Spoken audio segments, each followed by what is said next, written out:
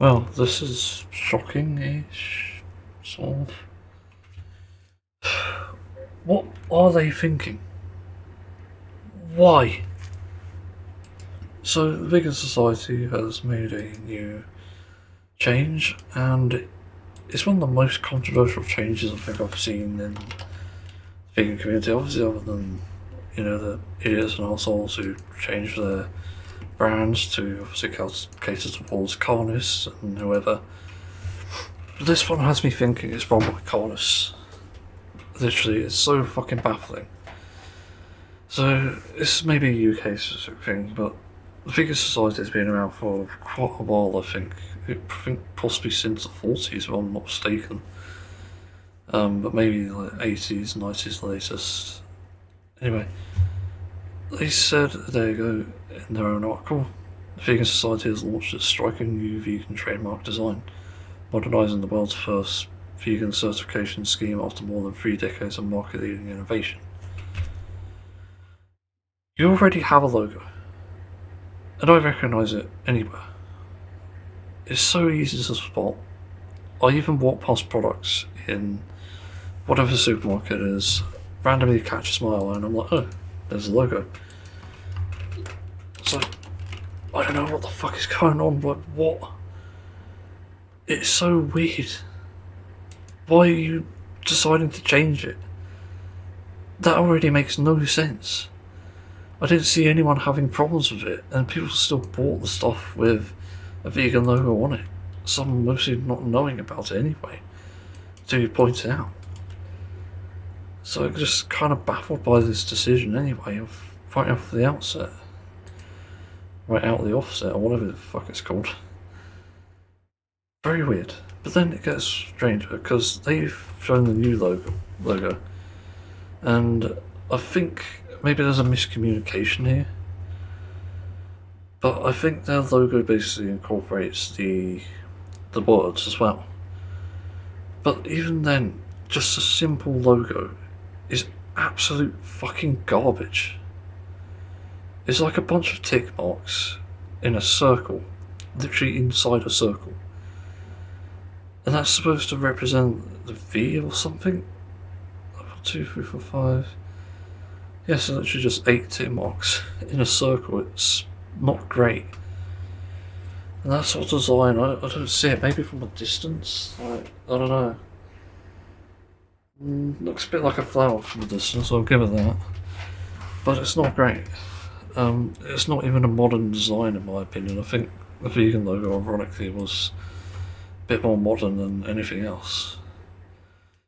Just very strange. But anyway, I want to read the article and see what it says.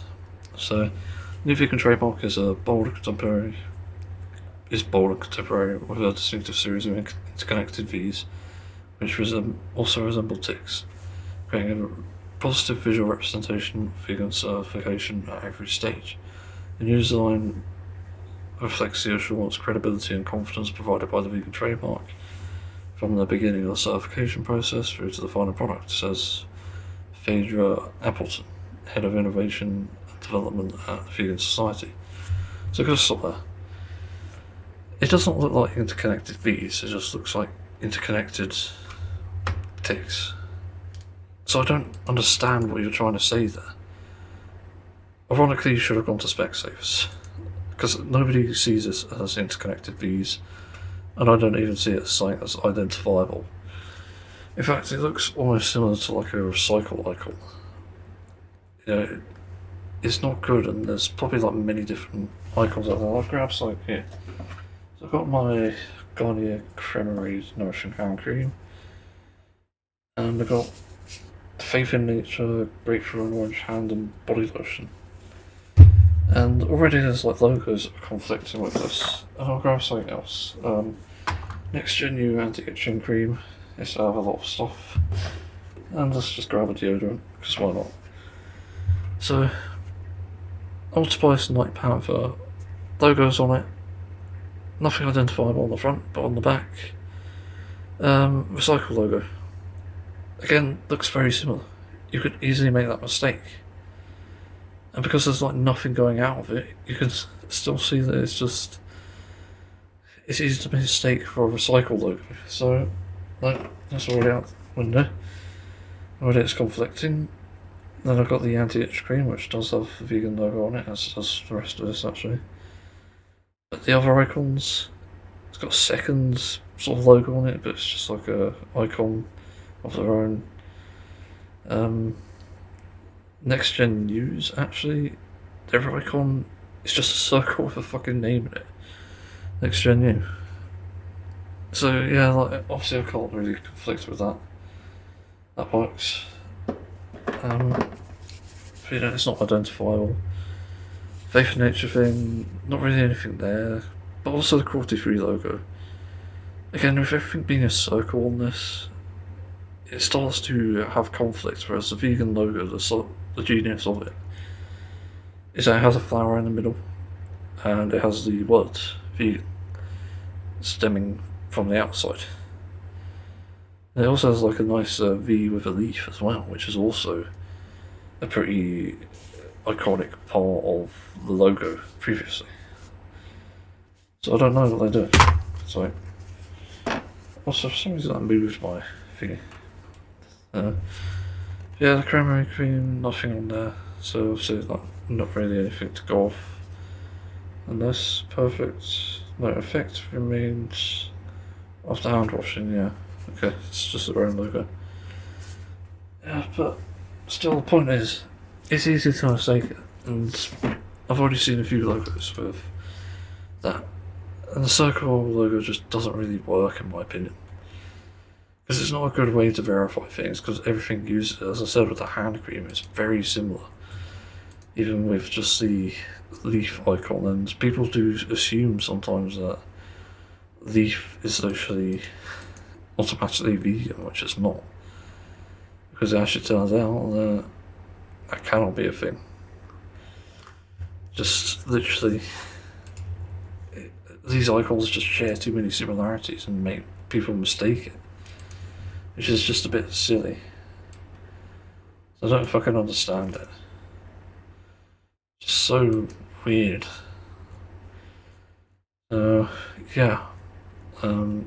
That's another thing. Let's read the rest of the article. It's vegan from start to finish, and the inclusion of the Vegan Society's name and design provides the trust and assurance that consumers want in buying products. Yeah, so that will help, I admit, but it's not perfect. Because there's nothing wrong with the previous one.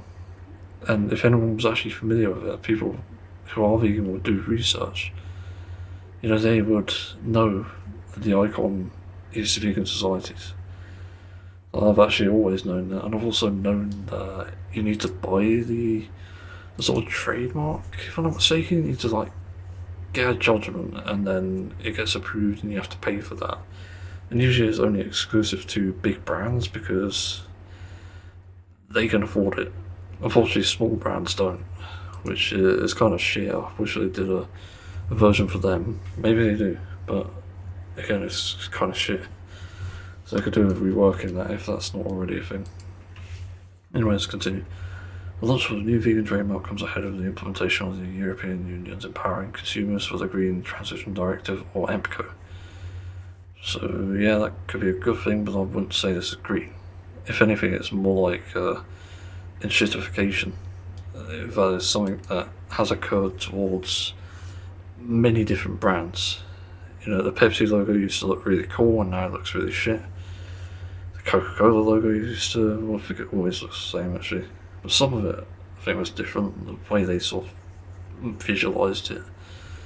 It's not the best example, but there are others. Microsoft logos shit now. Xbox's logo used to be shit, but it's recently changed to celebrate the anniversary, and honestly people prefer that.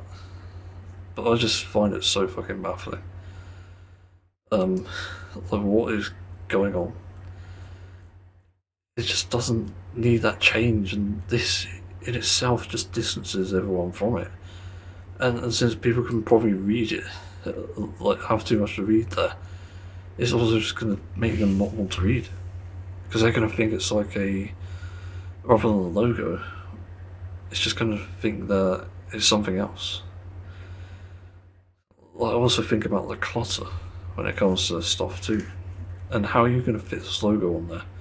This also creates issues, assuming they're using the full logo, not just the icon. It'll create issues for designers when it comes to the, obviously like the printing stuff. I could be wrong. I'm not a designer, obviously. I don't do the backs of products, at least not yet. But boy, when I get my hands on that, you bet I'll do stuff. Anyway, I just think it's silly. Anyway, the next thing, the new EU legislation, which comes into effect on 27th of September 2026, introduces new requirements around consumer-facing environmental and sustainability claims, including the use of third-party clarification schemes for products that are sold in the EU. Sorry for the air purifier. I don't know. Does it? I don't know what this exactly means, this new EU legislation. I haven't heard of it. So I'm just kind of curious about what this can mean. Because I heard somewhere that it's possibly to do with how they're trying to stop brands using the actual terms like, you know, plant-based burger or like bean burger. Something stupid like that, which nobody ever found confusing. Never. Even my grandparents fucking understand that. But my god, it is so fucking dumb. I don't understand where they're coming from. God, imagine if I said my grandparents knew that and they're really dead. No. I don't know. To be honest, I'd probably get a shock about that. I could be wrong. Yeah, I think this is a bit silly, regardless of whether it's legislation or not. I think at the same time we need something still identifiable, and I think the only way to do that is just the old logo. The old logo was fine. Nobody had an issue with it. I've never seen anyone with an issue with that logo. Stupid. Anyway, next thing. As regulatory exemptions evolve under EMPCO, a greater emphasis on the accuracy and transparency of consumer-facing claims, self-declared labels that lack an independent clarification system will no longer be permitted for any trader selling into the EU.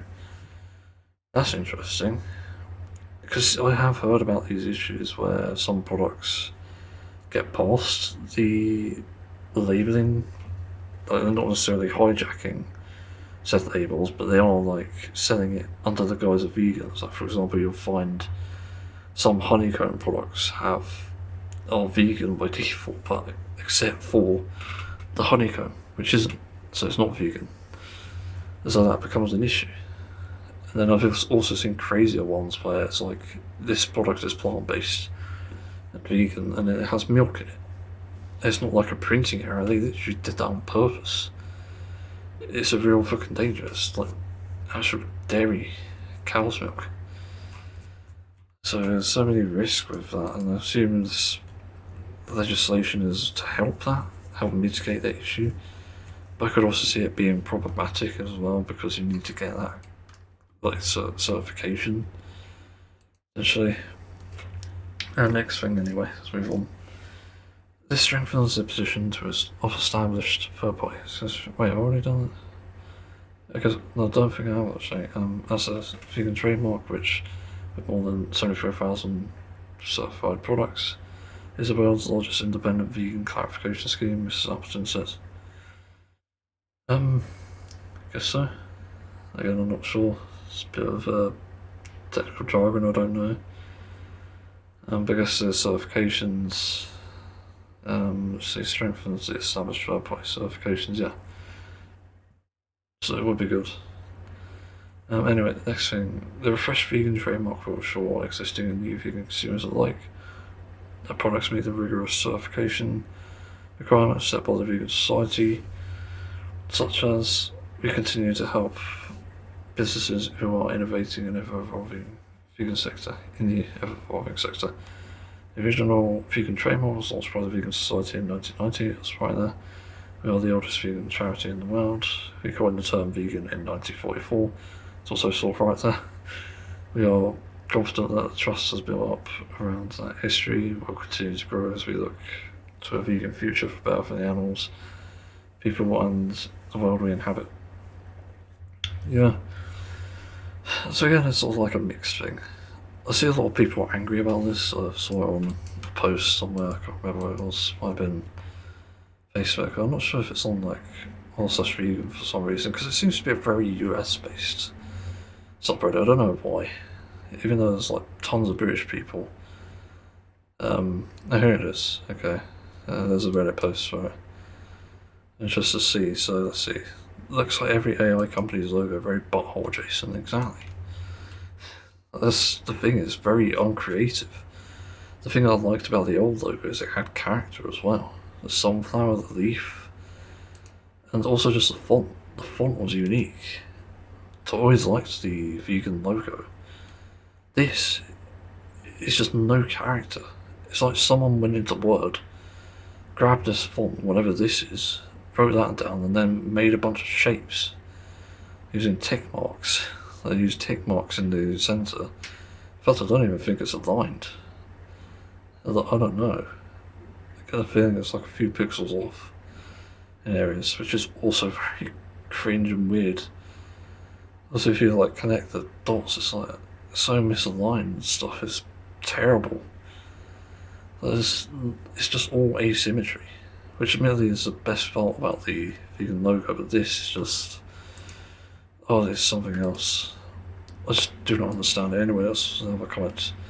Wait, so nobody can use green except literal farmers, huh? Comments this comment. I don't know what that means. They're not really elaborating. Nobody can use green except literal farmers. What? Like what farmers are we talking about? Like animal farmers or what? So I don't know. Next. Holy shit, it is bad. My goodness, it's going to be impossible to find their seal now.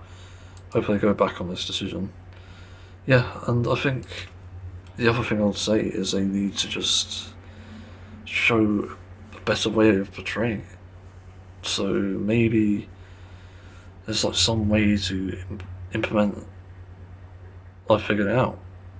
The sunflower goes where the G is, and also you kick the vegan logo as it is, and then you put like the society, vegan society maybe, like D at the top, and the society at the bottom. I think I figured it out. That's sort of readable. That's clever. I could be wrong. Maybe I could do a quick sketch. But yeah, I think it's ridiculous. Like, what are we doing here? A literal justification. I wonder if someone else has done it. Someone says, why is it a butthole? Literally. I didn't see it as that before, but I guess it is. There's the other look. I think it's made up a lot of views, but yeah, it's pretty generic. Then even the light views, yep. So that. Yeah, I hate it. Reminds me of the Greendale community. I hate this flag. Great. Yeah, this is just bad. If it's like this become not necessarily old one was okay. It's not a logo, it's text with a generic AI symbol next to it. Yeah. Does kind of look like the ChatGPT logo actually, in a way. Oh my god. It's like they didn't hire anyone to make the logo. I don't know why they couldn't just get the fucking artist who did the previous logo. Doesn't make sense. But anyway, I'll write that suggestion if I can and see. Maybe I could even contact them. I don't know. I think I will actually. It might make a big difference. Who knows? I've done something. I really think this is a very concerning thing. It's definitely not a good look at all. I see so many problems coming up with this, and also for people who familiarise themselves over the past 10 years with this logo, which I'm pretty sure has been around longer than that, if I'm mistaken, it's going to be confusing. So everyone's just going to get misled again. So there's now going to be confusion, and this almost feels like a colonist decision. They say that like lip service at the end about caring about the animals and the planet and the environment, but this is against that, because you are clearly not looking at the bigger picture, and even then you've already got a great logo. Just the Vegan Society logo itself. So yeah, it's a bit bigger, but you can compact it. You literally have room for it. You can make a whole circle, put society in the bottom. Yeah, it's not a massive logo. But this new one is a massive logo as well, assuming the words are on it as well. But Jesus Christ, it's just baffling. I can't believe this is a real thing. It's just so bad. Even then, I would just make a better artist rendition. It's just embarrassing though. But yeah, like, why are they even doing it separate? I just don't understand this anymore. It's just so bad. And the EU is to blame apparently, because the new regulations restrict the use of botanicals. Okay, apparently that's a thing. According to an Instagram, what was this? I think to look at it.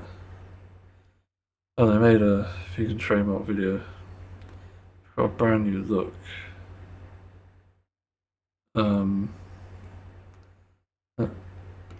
Okay. It's the same robust vegan standards you can trust. Vegan Society's vegan trademark. Is that it? There's no explanation. I wonder what the Instagram comments say then. Because this is just bad. Use a V if you can't use botanicals. This objectively looks awful. Yep, very much agree with that. I also do not understand. You can't keep the flower, but please just make the V bigger. Like what V? I don't understand. I guess oh yeah, the logo. Yeah, of course, that makes sense actually. You know, because also if they can't use botanicals, then they could just increase the size of that. I wish they said in the post it was about not being able to use botanicals. Yeah, I think again from my perspective of the distance, I think there is potential there to make it look like a botanical, and it does look like one. But at the same time, it's just a bit weird because they could have done so much better with this, be more creative. Could have given it character as well, but no, they haven't. So it just sort of fails, and I wonder what that'll do to the cruelty-free logo as well, because that's got an animal on it. So if you can't use botanicals, surely you can't use animals either. Oh my god, it's just a massive shitification. It's just fucking everything. I'm so tired of this, boss. Anyway, I better move on. So I'm still going through Persona 4, watching someone play it. I would happily play it, but I'm just scared. Just not very good at things, not very good at games, and so I just don't know. Anyway, I'm watching Stradavari play it, and it's been very fun, very interesting. I like the few memes that we've got as well. Yeah, I made a prediction that, because I'm only halfway through, I'm on part 8 of the live stream, and just saw initials KM get murdered, and they met up at Junes, but I don't know, because my prediction was Nanako is most likely the killer, because if you look at obviously like Teddy and stuff, like there's a very weird like symbolism there.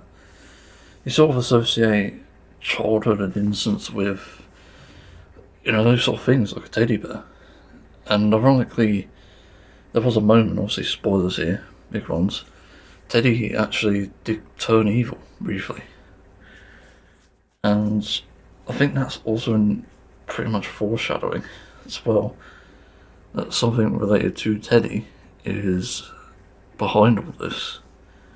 And obviously the sign that Nanako is like watching the TV pretty much all the time that she can is also an indication, and she also seems to make some interesting comments, although innocent, but they may not be as innocent as you think, because obviously like the weather thing, it's like the lady who brings the weather, which is an interesting thing to say, sure.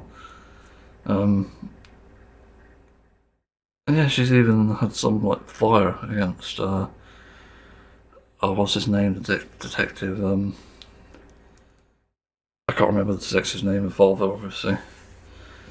And she's had a bit of fire, but then I realised, going through the Resay one, I started to realise that actually there is a chance that there are two other killers. And the ones I'm thinking of, or maybe they're in a group, is Chie as probably the most suspect next to Nanako. Chie, I believe, may be one because she just seems to have a lot of weird hints. Or they. I'm not actually sure gender, but one of the biggest hints actually came from early on, I believe, with Yukiko. And I swear that the shadow called her out or something about her identity, which I thought was very weird. It seemed like some of the most obvious foreshadowing, and I thought on it for a bit. I was thinking, maybe Chie is trans, but I don't know, it's maybe a stretch, but there's also the fact that it just doesn't mean anything related to gender, even though you've got kanji, who turns out to be great. You know, it's great as representation, but anyway. I also think it could just mean the identity of the killer. So, yeah, and then if you look at, obviously, everything that Chie does, like her animation as well is also sort of foreshadowing something. She's quite athletic. She definitely moves around like she can run. And that also would indicate that she's like quick at doing things. I don't know about maybe her persona actions in game. I don't really pay attention much to the combat. There's also potentially hints there. So I think it's very interesting. Yeah, I can't remember. Was she best friends with Yukiko? I can't remember. Maybe there's some sort of like jealousy or something that she was going through. Hence, attempting to murder Yukiko. And obviously with KM being the most recent victim, as I've known. And also there's some hints where she's not afraid to even push people like Kanji into like the river, for example. They're even afraid to beat them up or knock them out. I think it's also pretty indicative that maybe she has something that she's hiding. Or maybe she is like a second killer, you never know. But then there's also a detective who obviously, I can't remember the name of, just call him detective. Actually no, I thought she's a like junior detective, isn't he? So, or Kechi, I can't remember his name now. Crystal keeps saying both, so it's getting me confused. But yeah, I think detective also possibly might be one. Because there was also a sort of hint in the social link about the mother's death. Obviously, Nanako's mother. And I think that might indicate something there with regards to, obviously, maybe there's like an admission of guilt. And one of the things with Nanako is, I think, maybe that's what spiraled her down that rabbit hole. But what if there is a part where all these sort of attempted murders are linked? Because they thought it was obviously like the TV and stuff. Like they only ever appeared on TV, but what if they appeared in memories? And this is where I get to the theory that obviously KM and obviously the previous murder, who was the previous murder? Yeah, someone on TV. So I think it's like people related to the accident. Which is why I think the detective may be the one. Because obviously it's the accident that killed the mother, and Nanako was there, supposedly. And I think that's a pretty big hint. So there's a reason to think that it may be the detective that's doing it after all, the father. I might as well just say father. Again, I think there's like subtle hints, and he's always late home, he's never able to do things, he gets really drunk. And yeah, he also just doesn't seem to care about certain things surrounding the protagonist. He even lets him do things. He seems down to earth and stuff, but I also think there's that intent behind it, and the reason why he's got someone like a Doctor and a Ketchy, whatever his name is, working with him is because he is actually an idiot. The point is, he's trying to cover up his tracks, and that's why this jester is literally working with him.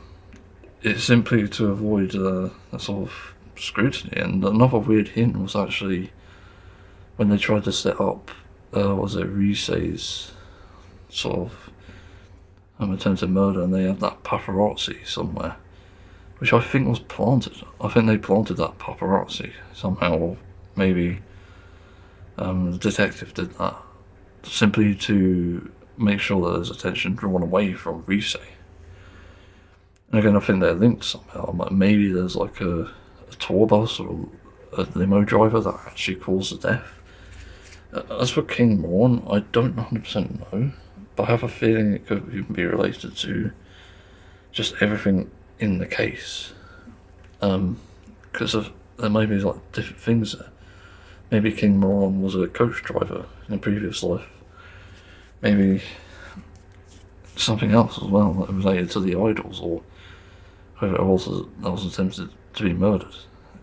Again, there's possibilities. Yeah, that's like the most suspect. And I guess I don't suspect like Yukiko because she was one of the targets, obviously.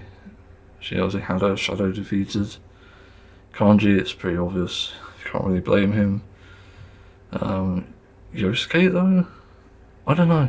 There's not really any hints with Yosuke. He's just a goofball a lot of the time. I'm trying to think of who else. Like the main protagonist, we don't really get any hints because obviously it's just silent protagonist. I don't see how it could be the main protagonist in any way somehow. So yeah, like why is it related to the fog? Unless it's some sort of like symbolism or foreshadowing, I don't know. There's a very big possibility that it's somehow related to the case. Yeah, I'm not really sure. It's just very interesting. There's many possibilities that this could be, but I'm not really figuring it out. It's quite complicated, really, when you think about it. Because yeah, it just seems like a complex story. Like everything seems to be like carefully crafted around this, and maybe there's also like a lazy bit of writing where they do, sadly, this the one where they just reveal that there's actually a different murderer. Oh, okay, great. That sucks. But yeah, there's like just different things here, and I think stuff worth considering when it comes to that. There's just going to be a lot of interesting moments in this series, obviously. It's definitely going to be a big reveal whenever it comes to it. And again, you never know. Yeah, it's just some fascinating story. Do you think that it will be a thing when it does happen, whenever it's revealed? Yeah, I'm enjoying the game so far, based on what I watched. I did watch a summary of the other games.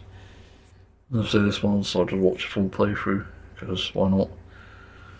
I've got plenty of things to watch anyway. When it comes to browsing whilst on the shitter and doing stuff. I've also got music as well, that's always an option. Will help me speed up things, certainly. But yeah, that's just my theory on Persona 4. Halfway through the game, supposedly. It'll be very interesting to see. But I guess there isn't. Maybe there's a scenario where maybe it's like a red herring as well. I don't think about this actually. Maybe the first murder wasn't related, or maybe KM wasn't related. Maybe he just sadly committed suicide, or maybe the mother committed suicide, and it's like people that did it. So maybe KM was married to the mother at some point, and maybe Nanako's his daughter somehow. Some weird turn of events, I don't know. But also, I guess for the idol that cheated as well, it's sort of like one of those things. Maybe the mother cheated. You never know. It's like so many possibilities there. It could be anything. So yeah, I shall continue watching it, and I shall move on. Oh my god. Good. So, no, I've done something crazy, finally. It took a while, so I could tick it off the list, I think, if I wasn't ready. Let me see. Nope. It wasn't on the list to begin with, okay. Oh well. I did something big. Not really pleased with myself, to be honest. I think a lot of mistakes in this, but this is my first time. Also, just the fact it's working is a thing. I have to wait and see. It's only been an hour. So I put up a guitar hanger, finally. Didn't rely on someone else's time. I figured, fuck it. It's waiting too long. That was a noise. Somebody's talking loudly outside. Oh, the headphone's gone. No, I put one up, and it seems like it's working so far. I don't know if maybe I'm too overconfident in this, but I don't know, it seems pretty solid. Seems to have done a solid-ish job. There were a lot of hiccups, so I go from start to finish. First thing I knew to do, as from research, is the stud finder. I already bought one of them a while ago, I think, no, recently actually. Bought the drill first, and then I bought the stud finder. And it took me so long to figure out what it did, because I didn't understand exactly what it was trying to do. For what I could tell, stud finder is just to detect the studs, and the one I got was a 5-in-1. I thought, okay, sure, give it a shot, and it confused me because it kept showing this symbol which looked like electricity, just with a down arrow. So I don't know what that meant, obviously like voltage or something, but not high voltage or whatever. It's a really bad representation of voltage. Because usually you have like specific ones there. Like, you know, there's an icon usually that I see on power stations, for example, on generators. It's like the same arrow, but it is different. So, the same arrow but with a person usually means danger of death, from what I can tell, because obviously that means it's pointing to a person that can obviously kill you. If only reform voters would try that. Anyway, that's yeah. So the other thing is, if it's without a person, does that mean it's not a risk then? So I was confused. I was getting that everywhere I did it, even on my own desk, which I was like, what? How is this a power source? I knew it was fucking bugged or broken or something. So I was confused. I was looking it up, and nothing would really do anything to dissuade it. It was like it was set on that, and then I put it on the floor and there was nothing, which is interesting, because if it was doing nothing on the floor, and there was nothing, I suppose, so I don't know, it is very weird.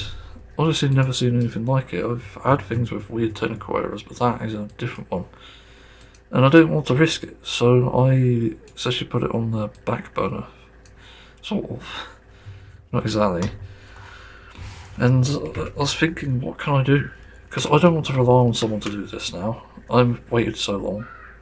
And so I just decided, one last search, one last post, I'll try and look. A fuck is delivered. Because I would not have been able to do it without that. Turns out, and this was past the useless Amazon review suggestion that I saw. I think maybe it was actually, I don't know. I swear it was like a useless review thing I saw the first time. Turns out you just have to ground your hand to the wall. And I tried that before, but it didn't do anything. And I tried it again and it worked. Just weird. And so I kept like putting my hand there, and I kept trying to recalibrate the stud, obviously, as you have to recalibrate and stuff. And it just worked in the end. It's just bizarre, the symbol stopped appearing. And it was obvious that it was going to do its thing. So yeah, that turned out very interesting, I think. Whatever was happening there, I have no clue. But it worked, and I'm quite happy with that. So stud was already done, and I decided to. I already did actually put the markings on for the hanger. It's like a 4-screw one this time. Seems pretty solid. It seems to make sense, obviously, for like a heavy guitar or bass, or bass is usually heavier. So I did that, and yeah, measured it out and stuff. I used a nice balancing thing. I forgot what they're called now. It's got the little liquid inside. I had one of those from quite a while ago. It helped me with putting up posters and whatever. So I did that, and yeah, it seemed to be a good fit from what I could tell. And also, I did it with the bass because I thought, oh, hang on, let me just put the guitar hanger up and then put the bass on it, and the bass was perfect. The location was right. Somehow it fit, and just about touches the drawer next to me. But then I put the guitar on it, and it was colliding with the other guitar, except it seems to be like over an inch away from the guitar, which is weird. These knockoff Hercules hangers. So, in a weird turn of events, it seems like the guitar hanger I've got now is actually far superior. One of my biggest complaints about these knockoff Hercules guitar hangers is, one, the mechanism never works. It never actually goes down unless it's my 8-string. And the second thing is it fucking sticks out. I don't know if you can even adjust it. But this sticking out has actually benefited me because it actually allows me to put 2 guitars close together. In fact, I could even, if it would allow, put one guitar behind the other. And I've actually got a solution there for a compact space. One in front of the other. And that works. It's especially good if you have like basses and stuff. And I don't think it was a collide much either. Right, let me try. Put a bit of paper. It's only like touching it slightly. That's only from the strings though, and that's the only part that's going to touch it. And we'll see if it was going through the neck, the hanger, and it would be fine anyway. So yeah, very weird. So that helps me sort of decide, okay, I can do this then, even if it does go behind the guitar. And yeah, next thing I did, I think, was figure out the drill, because I never used one before. This was literally my first time ever using a drill. I had no clue what to expect. I knew to get like my mini vacuum, and I use that quite often to hoover up unwanted visitors. And yeah, I pretty much knew that, but the figuring out the drill bit was fucking a pain. I have this like 24 volt, and they recommend like 18 volt, and I'm like, what the hell? How the hell is, okay, this is even like a power drill, it's like a mini fucking drill. It's not even supposed to fit through like I think like the hardwall stuff. Even like a stud. Because this is just drywall, I think. I sort of figured that out from the tone. That. And you can also tell the stud from doing that anyway, it turns out. Which I also found really interesting. Yeah, because you wouldn't really expect that. So that worked in a weird way. What else? Yeah, I figured out how to put the drill bit in, because I was struggling with that. I was like, what the fuck, how do I stick this in? I found the bit I saw need, and it turns out it's too small. I tried 3 bits to get it to fucking fit the stud in. The stud? No, the anchor. The anchor, that was it. I forgot what it was called there. But it took 3 fucking drill bits to figure that out, but I managed to put the drill bit in the drill, obviously. Don't you have to twist it. It's like a locking mechanism, which I feel is a bit dangerous and a bit janky. So I'm not sure what the deal is with that, why it has that sort of mechanism to begin with. It feels like quite risky to me, I could be wrong. I'm also starting to smell like sport workers' car, which sucks also. I'll write down my journey about, no I didn't, okay. So yeah, it's very weird. I have to write this quick, I really can't concentrate. I think I did it. Where was I? Starts. Was I drilling? Yeah, I was doing the drill, wasn't And the drill was an interesting thing anyway, putting the thing in. I managed that. I also learned through the videos, very helpful lady, about what it does exactly, how to do it. Right is for the clockwise, obviously that's for drilling in, and left is for anti-clockwise with the button, and I know how to put the battery on because it says battery on it. It's a very handy drill. Yeah, what else was there? I swear there's something else with the drill, I can't remember. It has a light on it, has different speeds, it's also the controlled one, so you pull the trigger a bit and it does a slight speed, and I sort of like varied it a bit. I did it in like sort of waves just in case, because you never know, I could maybe accidentally hit a wire anyway, but there wasn't any luckily. But it's surprisingly very hollow. It's like about 2 or 3 centimeters of actual like wall, which I found fascinating because I didn't really know that about this house. And then it just went through hollow, and my stopper thingy, which I put on the bit just in case because I don't want to go too far, did stop it, which is handy. So I sort of went through enough, and then obviously had the issue with getting the anchors in. That was a pain in the arse. We tried 3 different drill bits and it ended up being like the 2nd largest one. It's just so weird. I don't know if that's a design flaw with the drill or something. I don't know. It's just so bizarre to me. Not exactly sure about that. It felt so weird. And what else? I drilled that in, got the anchors in eventually. Wasn't sure how they go, I did look up, and it was sort of a useful video. Just turns out you need to have it stick out a bit, and your drill bit needs to be only slightly smaller than the like top bit, the tip, I don't know what you call it. Slightly smaller than the big bit, the big tip, base rather. So that actually makes sense, and I realised that. Very annoying otherwise. It was a whole thing to figure out. So what was I next? I guess it was like putting these screws on, which is interesting. So I put the first 2 on, and then I realised, oh hang on, this is a bit misaligned. Whoopsie.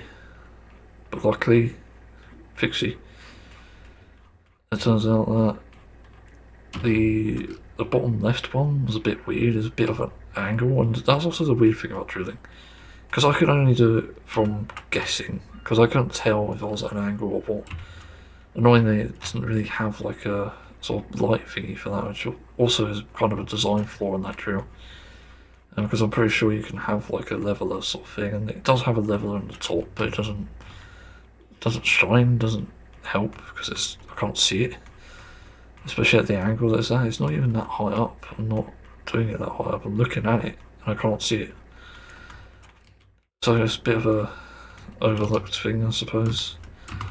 Always a bit frustrating. What else? I'm trying to think. Yeah, so I managed to put the bottom right out one instead. But then I tried to do the left one, the bottom left, and it took a while, but I did it. It somehow went in at an angle. It's still there. I can still sort of fiddle with like the end of the screw. The others are kind of flat in there. The bottom left one's just not. Although the top left one actually is a bit. That's the one that's misaligned with. The top left one is a bit at an angle too. It's like the bottom right bit sticking out, and on the bottom left it's the bottom right. Wait, it's both bottom. No, it's actually the top left that's sticking out. And that one. It's very weird. And also with the guitar hanger in. See, I didn't make that mistake. And it's in. It's solid. It works. Which I'm very shocked about. I only had like an hour or 2 to research that before I had to go to a doctor's appointment. I managed to do it just on time. I was surprised it actually fucking worked. It's kind of the thing that shocked me. It's like, what the hell? Nothing ever works, and yet this did, even though I had plenty of trials and tribulations. Consultations. Something like that. Yeah. oh my god, what a fucking journey. That took out a lot of time on my day, and I almost did some exercise today as well. That was a funny thing. I knew if I did this, it would maybe take some life out of me. It'd be exhausting, and it wasn't actually. That's a surprising bit. I sort of expected there to be a lot more, especially with like hammering the anchor in and then screwing it in. Screwing it in did make my hands a bit tired, but it's kind of handy anyway that I had to screw it in because I tried the drill actually, because I thought, okay, I've got the drill bit of that screws in, but it turns out you don't need to do that, which is handy. But at least I know how to use a drill now, so I can assemble furniture more quickly. Finally not taking fucking hours out of my day to do that shit with a screwdriver, which I literally used to do and get blisters.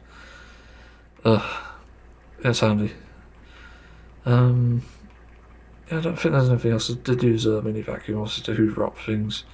It sort of made sense when I got the screws in. I thought maybe these anchors might fall out, but no. Obviously the screw sort of increases the size, so it does sort of work there. So the screws actually help anchor it, which is weird, because I didn't really understand how they worked. I sort of knew from a video they're supposed to hook onto the outside, and that is what it does in the inside driver. Obviously this has to stand the test of time first, and so we'll see if it falls out or if it doesn't. Be interesting either way.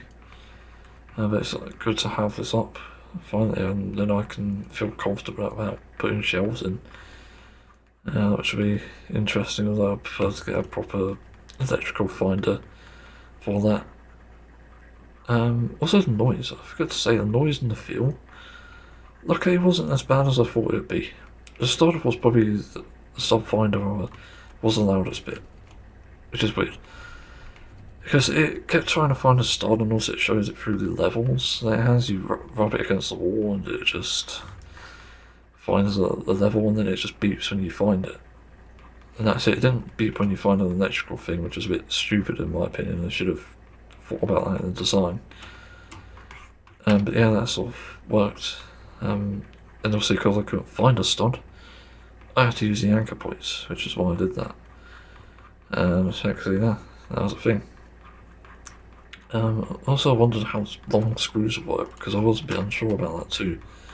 These were quite long screws, but I think it was meant to be just enough of a length to fit the anchor points, which makes sense obviously upon further inspection. Anything else with this? I don't know. I turned off on all of a sudden for some reason. Yeah, but I think that's about it. That's my first ever drilling experience, and yeah, it just kind of works. It's not fun, to be honest. I think the stud was probably one of the more hectic parts, and then obviously the drilling bit, trying to find an anchor that works. The anxiety around it fitting, it's just, my god. I hope there's an easier way to do that, and maybe I'm not aware of it. Yeah, it's just such a frustrating part, but also it's just not hard to learn, I'll be honest. I thought it was going to be a lot more trouble, but it does seem easy enough to learn, which I'm quite happy with. I think it's just basically understanding how each part works. So the stud finder, the drill, you kind of understand anyway. It's not really that difficult, it's just the buttons, and obviously you need to understand how like an anchor point works. Was there anything else? I guess how the tire hanger goes up, but that's pretty simple as well. A lot of these things you don't have instructions with, so it is a bit kind of a guessing game. It does make me confident in the idea that I could maybe construct things for myself in the future. In fact, I could possibly do that with a thing I dreamed of, which was a thing to keep my plushies on the bed, like a sidewall. Because I get so pissed off with that. It's so hard to keep them on the bed without sort of falling over or falling off. And I wouldn't want to use like a belt, even though it's probably the best option. But finding a belt to fit that on, it's just like, what? It also just looks bad, so I'd rather do something like maybe a wooden thing. Or maybe acrylic, but I don't know how to find acrylic pieces or sheets. So I can do that. And also I need like a hot glue gun, I think, for that, and something strong as well, because I need to bend it and melt it into place actually. So maybe even then it's just like a heat gun. But I don't know how to do that. It's a whole thing. Because yeah, I could just buy a big sheet and then stick it under the bed to put the wall up. Or obviously just put the wall on the bed. Or something actually. Now I think about it. Have I just figured it out? I think of like a weird 3D mechanism, so obviously there's a face going down, which will go behind the headboard part of the mattress.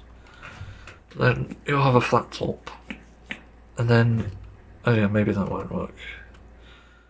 And I think, yeah, the floor with that, although it might fit around the edge, so if I do like an L shape, and then there's like a flat bit that goes under the headboard, and then around the top of it, and then a bit around the left side or the right, both, and there's a wall. So maybe that could work. And also it doesn't even need to be massive, that's the thing. It could also be like a shape. I don't know, just figuring these things out. This is why I like plan things and design things. I would be somewhat of a very good niche inventor, I think, if I ever had the opportunity to make stuff like that. I considered a 3D printer before, but expensive and also really stupid because the subscriptions and shit is just like, fuck off. I already know there's like bounties out there that Lewis Rossman has put out just for that, just for these stupid 3D printer subscriptions. It's such a fucking joke. It's such a downer on like creativity. Why the fuck would you do this? You've already paid for a massive printer, which in itself maybe even a virus. And yeah. So yeah, that's about it, and I'll go through the dots next. So let's move on. I forgot to do the timer. Well, that was the thing. I had to go and do. I had sleep problems, and I figured I need to get this sorted out, but it didn't turn out too much.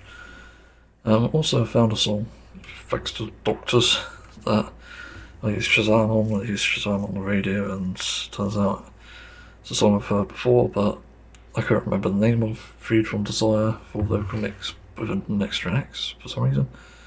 By God, great song. Didn't even know it was 90s though. That's a surprising part. I don't remember hearing it as a kid, but it did sound very familiar and sounded very 90s. So it did weird me out a bit. Anyway, I went to the doctors and I wanted to figure out what the fuck is wrong with me. Again. Because I was struggling to sleep. I only got, well, actually I got 6 hours last night. Slept in though. That's the problem. I overslept and I got up far later than I usually intended to. Which is annoying. So I figured I might as well try and get this sorted out, even at the risk of nothing happening, and yeah, nothing really happens. Again, it's the same thing as before when I went about this. It's actually just like therapy and trying a sleeping pill, but they say it might not work, and I'm just like, what? Why? The problem I'm having is I'm not getting enough sleep. And it's not to do with the other symptoms like my psychism or whatever. It's because I seem to be a bit psychotic at times and then depressed at others. So I don't know. It's very confusing to me why they keep suggesting that and why they keep fixating on it. It's almost like a fucking fetish, to be honest. I'll be honest about that. It's so weird. There's also no shade against my specific doctor. I think it's just, or GP rather, not actually doctors. But to be honest, they shouldn't be preaching that. To say that, oh, your depression is a depression is dangerous, because it can't be. It's not always the case. Are pregnant women therefore depressed and need to be on antidepressants? I'd think not, because that's fucking stupid. Like, they're ill. And as far as I know, my depression could even be linked to my ulcerative colitis, which it makes sense because I was having issues. I even almost had to go before I went. And I tried to, and I fired, and then something wet came out. Emergency wipe, and yeah. Just, it's a fucking disaster. But the fact they're still suggesting that, and then they even said, like, oh, you've tried medication before. Yes, I have, and it didn't work. I was still unhappy on this stuff, and I was still not right. In fact, I was kind of worse than I am now. In a lot of different ways, and it's more to do with like time and stuff. I just didn't have any time to do things. It took me a while to get off it. Because obviously it has like a problems when you go cold turkey. I wonder what the vegan version of cold turkey is. Cold turkey, I guess. It's a bit of a mouthful. And the cold turkey. Wait, that was the wrong order. No, but honestly I feel so much better after being off this. I have much better days and much better motivation. In fact, I'm doing the things I want to do before on the medication. And I think like the trade-off, like what am I comparing it to? So before I was really stressed, and they were talking about medication, about antipsychotics and antidepressants like tazapine and sertraline supposedly. Even though I never actually tried that, I don't know why that was there. I think they got the wrong person, but anyway, from what I remember of them, HYPERSKY as well, they've just caused me a lot of stress and anxiety. So they're doing the opposite thing of what they're supposed to do, which I always found very bizarre. Made me wonder what the fucking point was, or why. So that confused the fuck out of me when that obviously occurred and when that was brought up. Like, sure, but it's not going to work again. I know it's not, because it doesn't work. I don't know what they expect. And this is what I mean when they say they need actual doctors to help with this. And there was this thing I saw, like an info thing on the TV they had in there, but I don't know if that's like national rather, not world. But it's something like, if you go 3 times for the same issue, they'll do something different. Okay, I'll go 3 times then.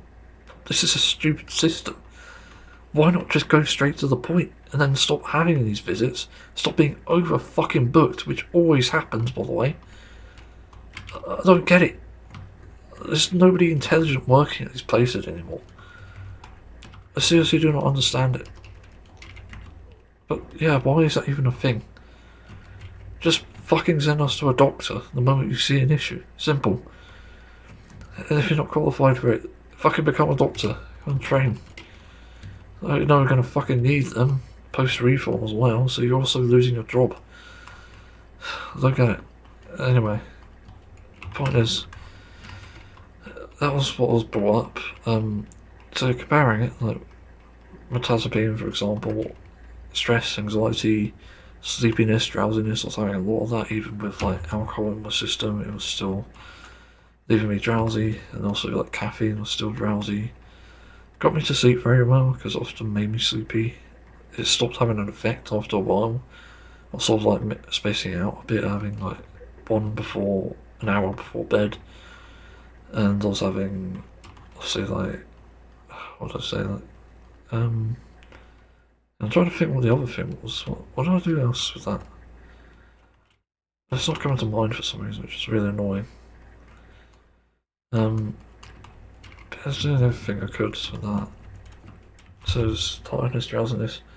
That's the other thing. One of the worst parts of it was probably, it was less of a side effect and more of an annoyance, but a really bad libido. Like, it wasn't as bad as antidepressants. Immediately I could still finish in that sense, but it was still causing problems. In fact, everything was so unsatisfying, I was just starting to feel depressed from that. This is what I mean with these medications. You can't think you know it all when these medications are causing direct issues that conflict with other things in your life that have a positive impact. I know, like, every time I masturbate, I feel somewhat rewarded.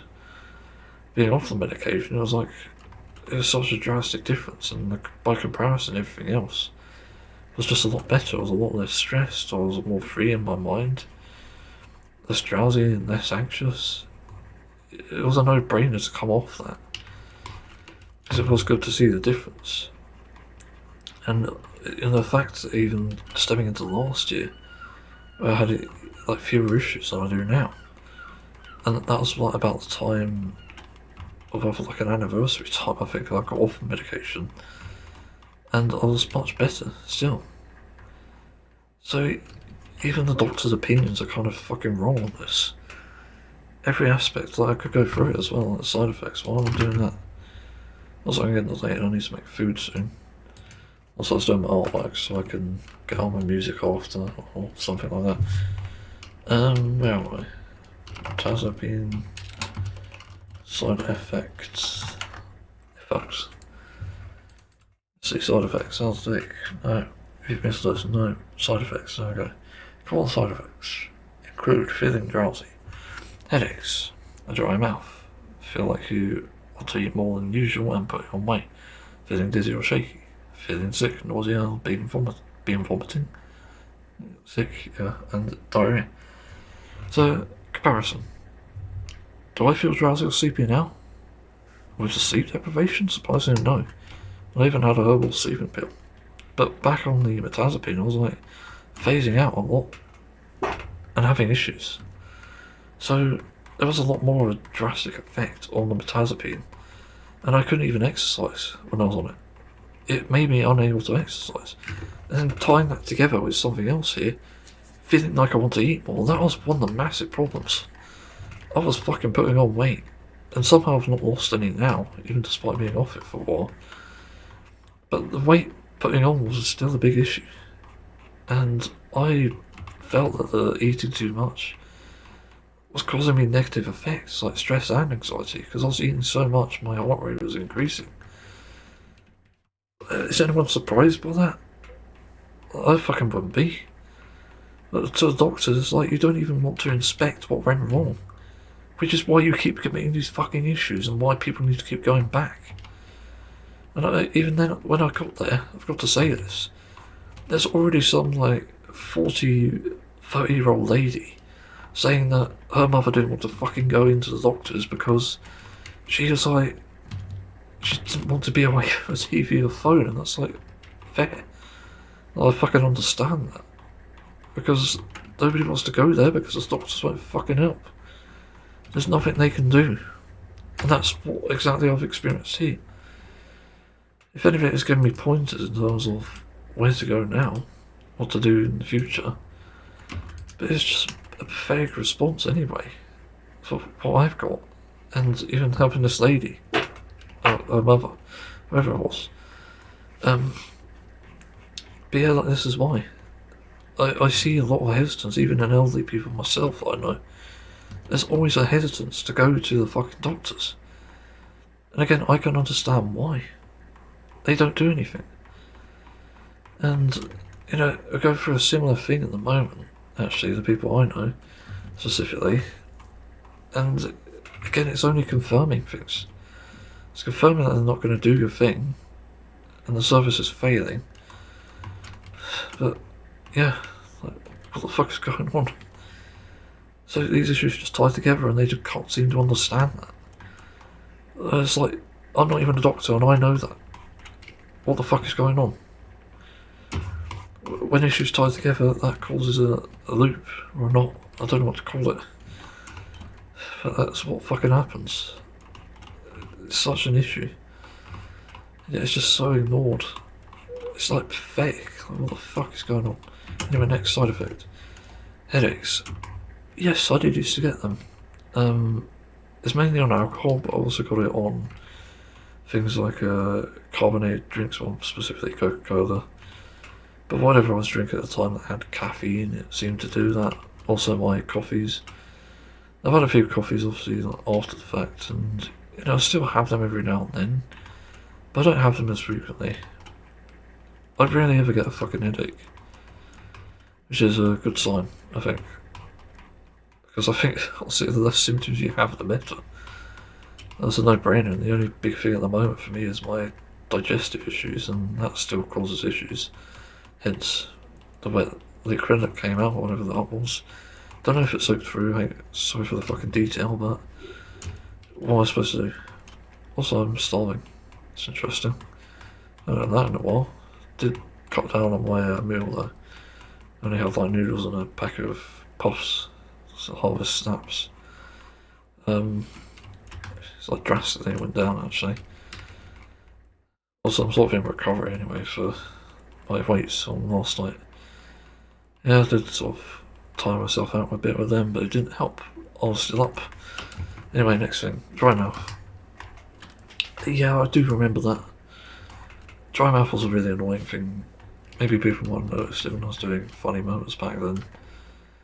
But I used to get a lot of dry mouth with that. Waking up in the morning, it's like, oh god, not this shit again. It was a pain. It was only through the day though, not night for some reason. For some reason I only get a dry mouth in the night now. In the day, no, when I wake up, that's it. But every part of the day I'm just fine. I don't know what the deal is with that. It's such a weird issue to have. So again, I'm not sure. It's not easy to compare, but I would say it's better now, just in a general sense. What else? Next thing, feeling like you want to eat more than usual, putting on weight, 100%. That was one of the biggest fucking problems. I had to eat constantly. I was eating breakfast, admittedly I didn't need anything, but I was still feeling hungry, so I often panicked a bit and overate for lunch because of that. Like, it created an issue that ideally I could have solved without the medication. And it's still becoming an issue, but still. Why the fuck is this even doing that? The medication is supposed to help you with that, and depression, you'd still eat on that because you're still making yourself sort of hungry. You'd like depressy or stressy even.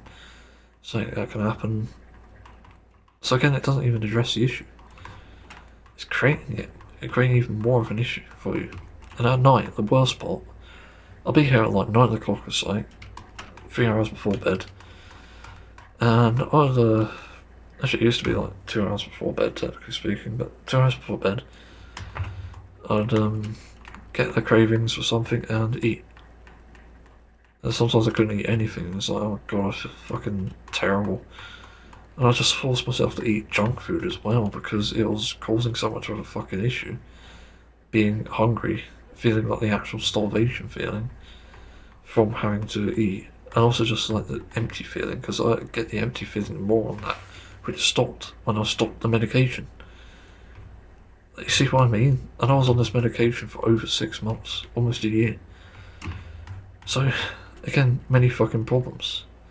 It wasn't a problem of commitment, I was committed, and it still fucked me.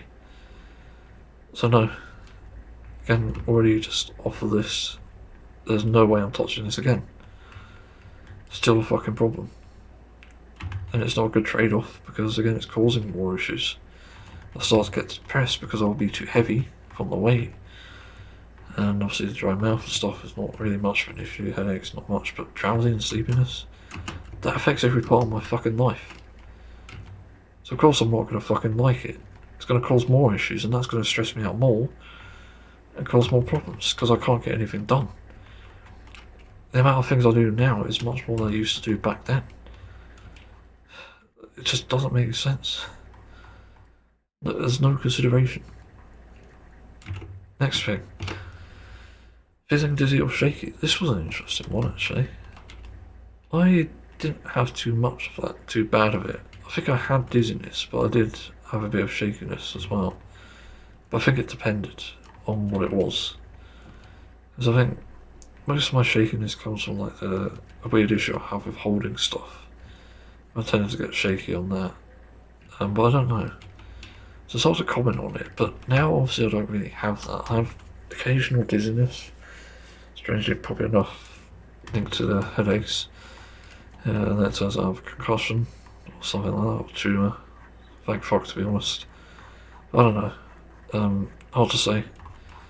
So I really don't know what exactly I can compare it to here, because I don't really have that. Although the dizziness I do get now is actually pretty bad. I do get a sense where I've like lost my sense of gravity or something. I literally feel like my head's spinning. I don't know how to describe it, my eyes are spinning.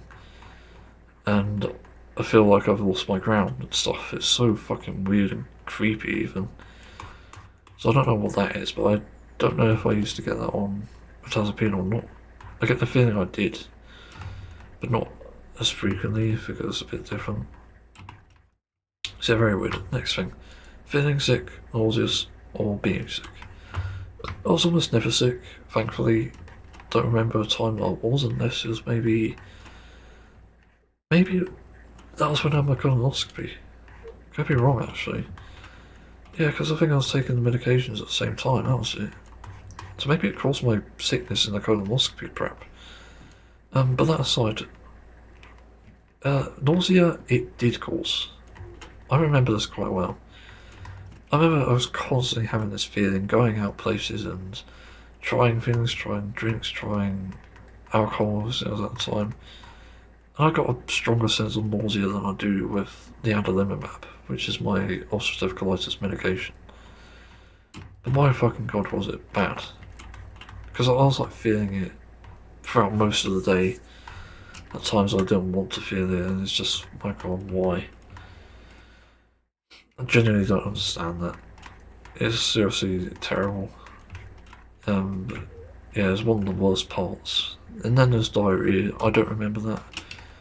I think I was having constipation though, so not the same thing. And the next thing, serious side effects. Allergic side effects, no, having thoughts about suicidal harming yourself. Yes, I had many of that. So that's one of the reasons they suggested me to stop it. And I have to ask around, obviously, about this and do some searching in my journal, because I did write about it, I think. But I'm pretty sure I had a lot of this. Suicidal thoughts and depression, that I just had plenty of it on the medication, so there was no difference. I'm not surprised. It just generally seems awful when shit like this happens. Because I really don't understand what the fucking point is of this medication when it does that. You're supposed to be fucking helping me, and yet you're causing these fucking issues for me. Like, what gives? Yeah, seriously dumb. So yeah, next thing. Feeling unusually high, having lots of energy, mania. Can affect you. This can affect how you behave. For example, you might take more risks than you usually do. No. But weird thing about that is I have mania now. I don't have it at the moment, but I have had it. I did some fucking weird shit, like after getting off the medication. Like, Jesus Christ, it's weird, and I think I might even be bipolar, but I don't know. But I definitely have mania at the moment, but I didn't have it on the medication, which is also very interesting. I thought I would have, but no. Let's see. Anything else? I'm trying to think, actually. Cars and reflection on. Just writing that down for future reference. Right. So next thing is liver problems. I don't know if I had any. It's hard to say.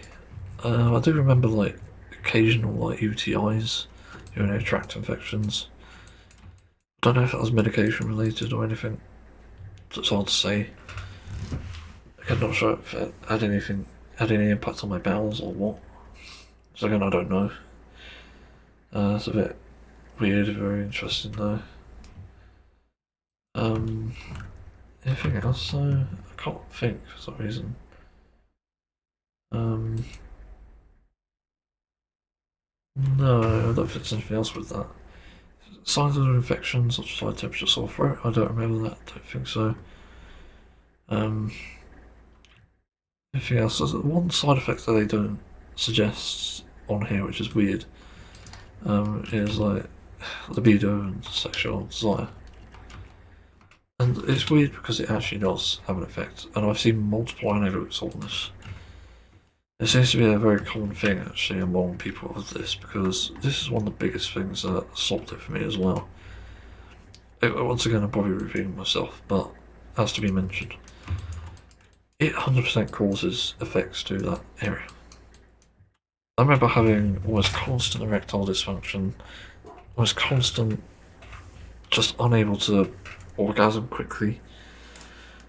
It was hellish. In the morning it'd take like 2 hours straight up after getting up, and in the day it'd take like an hour, or in the evening it'd take an hour.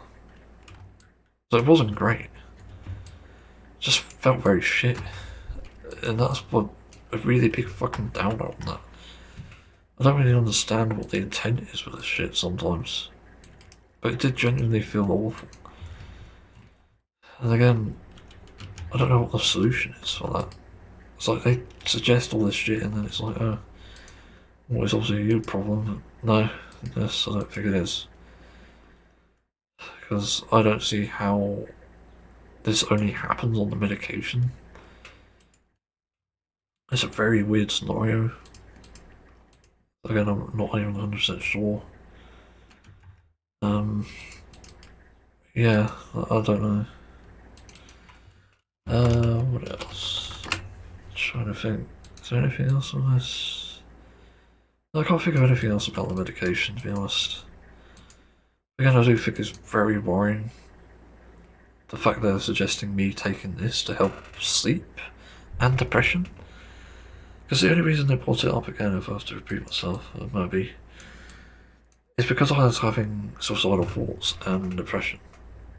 You know, whilst obviously not on any medication and supposedly affecting my sleep. But it is like mainly stress that's affecting my sleep at the moment. However, it isn't as prevalent as it was on the medication. So I don't know what they're on about. Because I was diagnosed with dysthymia and that was one of the reasons, but I also had OCD, panic disorder, and social anxiety disorder, which it supposedly helped suggest, and honestly it felt like a unicorn anyway from how they were posing it, saying, oh, it's like the best thing for you, it's going to do everything. And it wasn't the best thing for me. It's like one of the worst things for me I've ever had. So immediately it's like a contradiction. So again, I don't understand it. It felt very silly to me, even at the time. Just didn't feel confident in that sort of that narrative that they're posing to me. And you know, even then I challenged myself. I said, okay, I'll take this, and if it doesn't work, oh well. Took it, and obviously it didn't work out, did it? So are we shocked? No. Nobody should be fucking shocked by this shit. It did exactly what I thought it would, and it caused problems, more side effects for the side effects. So again, it comes like full circle. It's just very fucking stupid. Again, I really don't get it. Why does it have to go full fucking circle every time? Genuinely makes no sense. What else is there? I also need to do reflection shadows. What about shadows? Duh. Sure. That's a way to communicate to myself, isn't it? Yeah, I don't think there's anything else about the medication. Typing was basically the same thing. I think I had less side effects, but wasn't as strong. I don't remember searching. I did try citalopram once, and that made me sick. Well, the first day I had it, I literally felt like a fucking infection. So I was coughing my guts off. I was like, you hear me going, ugh, like all throughout the fucking neighbourhood. It was horrible. I was surprised nobody even complained. But yeah, it is hellish. But that's why I won't take it again. And I guess the only options I have now is maybe a stricter blue light policy kind of thing. Maybe there's even like, I've seen those glasses, but I'm not sure about investing, because they seem overpriced to me. But basically you need like some sort of tints for glasses that block out blue light, and that should help, supposedly anyway. So I think that could be a thing I try to help sleep, because that may be one of the problems. Also stress, I can't help. It's most likely the issue, but I can't help it at the moment. My PC is almost dead, and I've got too many things to do. What do you expect? Again, I lost the fucking thing here. Yeah. So I need to write this down, I think, actually. Do some research. That'll be a good thing to do for my dinner routine. So research finding blue light blockers for lens, because I don't want to get a dedicated pair. Because I already do the Windows night light, but the thing I hate about night light is it still brings out blue light. and that's not good, obviously. I wondered about sunglasses. I do have a prescription pair, I think, but I don't know how effective it is or even if it works for that. I mean, I forget to use them. I literally haven't used them at all this summer. It's still in the fucking my thing where I put the other stuff. I don't know what I call it actually. It's like a thing that holds my wallet, my inhaler. Yeah, like what else is there? Research flight blockers. Try a stricter time schedule. I do technically do that already. Aim to get to bed by 11 and then trying to sleep by 12, and then I have 7 hours sleep, which is good for me. That's really good. I've only had that once, I think, this year, which is a sign of something. Anything else? I've already sorted out diet. I barely snack. In fact, I have some nuts sitting next to me, and in a drawer. And I don't know, I barely snack. That was like the only snack I've had this year. Somehow, some fucking miracle. Only this year. Last year I think I had more. What else? I do exercise to as much of an exhaustion as I can, trying to break a sweat, but I can't always do that. I feel unstable on the treadmill when I even just do a walk. When I'm playing Pokemon, it's not to do with Pokemon, I just feel like I'm falling to one side every now and then. Don't know what the deal with that is. I walk fine, but treadmills is just weird. It's not a good risk. Weights I do tons of, but again I feel unstable with my left arm and some issues there. Yeah, I can't really think what else. I considered like sleep apnea before as like a causal factor, but I don't think I have that. I used to have it. I know exactly what it feels like. You wake up going, and it's like, oh, fucking hell, all this again. But no, I don't have that. It's disappeared. I have no idea where that went, how it even came. It would have been simpler if it was the issue. What else? I suppose it is similar to what I was experiencing years ago, back when I was having massive stress. But I guess it is like a stress management thing, and I could try that. Try again, not therapy, fuck off therapy. But I need to like stress manage help. Because that'll be a big thing. What else? So I got a shot on the screen of a lady eating meat, fuck off. I was watching a Danny Uche short. Yeah, not sure what else there could be. But that's about it, I think. So doctor's suggestion, kind of useless. I honestly don't think there's anything good here of substance. And also, I've got on my list to look at sleeping pills because I need to figure that out. I tried something else before. There's like a medication that's given to me, and it wasn't for me, to be clear. I think it was like melatonin or something, but it worked sometimes, it worked not sometimes. But it certainly did stuff. So yeah, doctors have suggested a mind sleep improvement. Yeah, look that up, I'll do that later. How to improve sleep, self-care, selfish care, and like. Yeah, that's about it, so I'm going to move on. This argument came up again, and I might as well respond to it the way that I've understood it. Because people will accuse me a lot of just being biased, I think. Because I happen to align with some moral values that they don't, because they haven't bothered to understand. Yeah, it's very weird. I think disagreements often come from not understanding something. And that is really where it does come from, and I've always struggled to understand what other people say when they mean, oh, you're too preachy, or you're too, like, I don't know, they try to force veganism down everyone's throats or something. Yet they do the same thing, so it's contradictory, and I don't understand that. So what gives you a free pass and supposedly vegans none? It's so weird. I don't understand it. But no, point is, I think it's very important to literally get things right about this, and one of the things that I do make a point of is just being correct in as many arguments as possible. I think it is really important, and I try to be still manning every time that I can. And still manning is when you support the same argument, but you do it in a different way. Obviously, you try to justify it in a way and make the arguments better. And that's even when you disagree with them. And that often shows a sign of honesty. It's one of my, I would say favourite debate techniques, but technically I haven't debated in quite a while. But it is a good one, because I think that can demonstrate things that are honest and dishonest, and you can tell what someone is doing based on those exact actions and those premises. You could tell when someone is just being dishonest.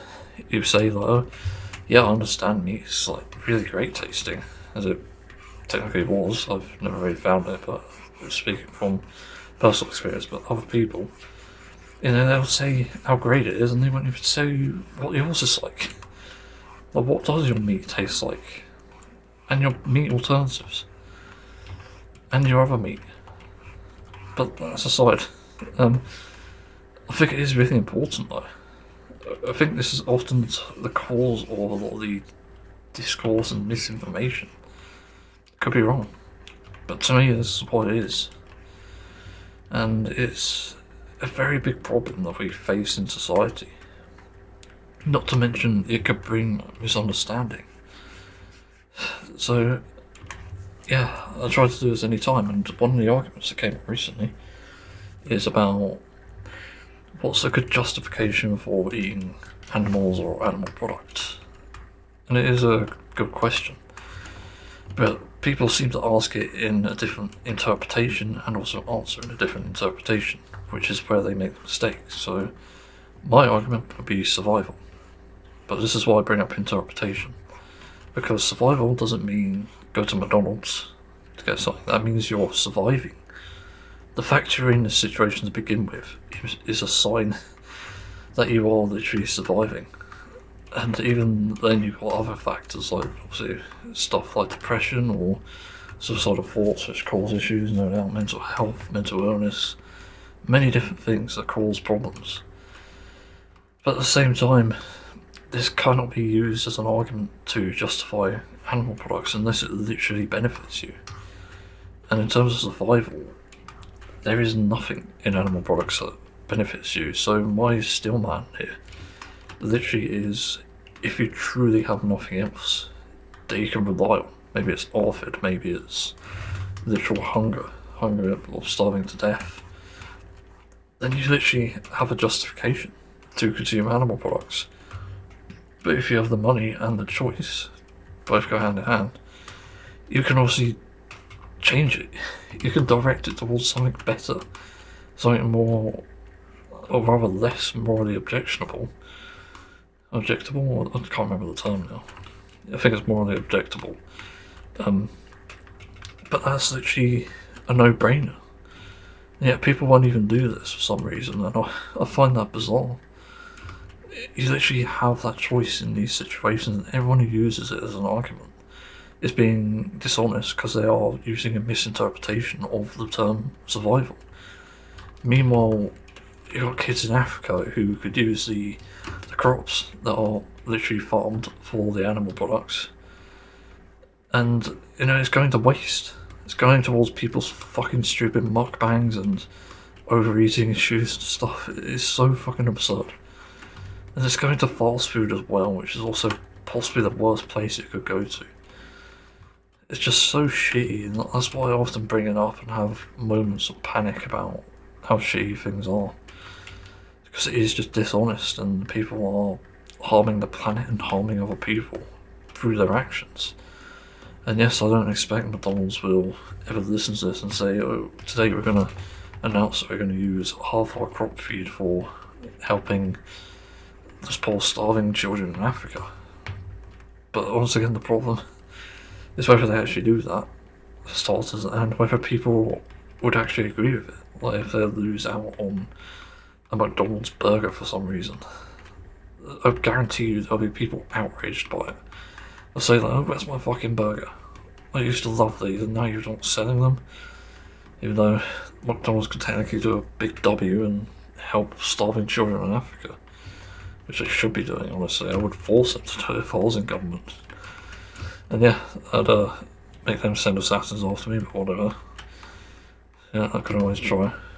But that's, again, another thing. That's why I find it absurd, oftentimes, when it comes to this discussion. You don't need to do a lot of this stuff, and yet people do it, and it sucks. It causes so many fucking issues for us. Again, the argument is just survival. And where an average person would end up in that situation is if they literally have a fucking castaway situation. You end up on an island alone. Your name is like, is it Tom Cruise? I can't remember who fucking did it now. I'll say Tom Cruise, and that's wrong. And, you know, you're stuck there with a volleyball. And you could just literally, yeah, you could justify it. If you truly care about yourself that much, you can literally justify your survival there by eating animals and animal products. But you're not in that situation. A lot of people are not in this exact situation, so it doesn't even apply to you when you bring it up. And even then, with people with like eating disorders, for example, I can see a good argument for that. But I'd also question whether you're actually doing your best to help it. So you need to look at, because there was a situation of like an ex-vegan, for example, who was saying that the diet actually helped their eating disorder, and then later they came out saying no. But I have to question, obviously, how much research are they doing on this, because it's clear that they didn't. Because there are really calorie and even fat dense foods out there that actually help with eating disorders that are plant-based. Again, whether people admit that or not is another thing. This is why I bring it up. It's why there are so many issues and it's so contrived. There'll always be that problem if people are just dishonest about things and keep using it as a shield.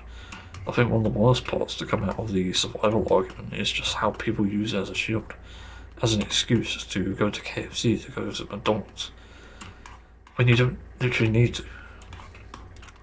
It's so ridiculous. This is why I say I don't have a biased attempt towards this. I literally said there are reasons why, but there are reasons that the average person couldn't. Literally none. You can avoid animal products entirely and survive. So that's why I find it ridiculous, and this also sort of comes in the wake of another weird post actually. I've watched a DJ Teach post. Yikes, as usual. And the post was saying that he's supporting ground beef farmers, which is again major yikes, because it's one of the worst ones for the environment, one of the worst ones for ethics as well. So it turns out anyway, at least for female cows, it's not as bad for like cows, although they are treated like objects. But yeah, there's so many issues around this, and again that's why I sort of bring it up. What else? There's something else, but otherwise it's just unethical, and also the air miles from literally, and if this isn't an attempt at climate change, I don't know. But it's so fucking absurd. There's so many issues that spawn from this, and again just creates disaster for people. It creates disaster for everyone. There isn't a safe world when idiots like this are in charge.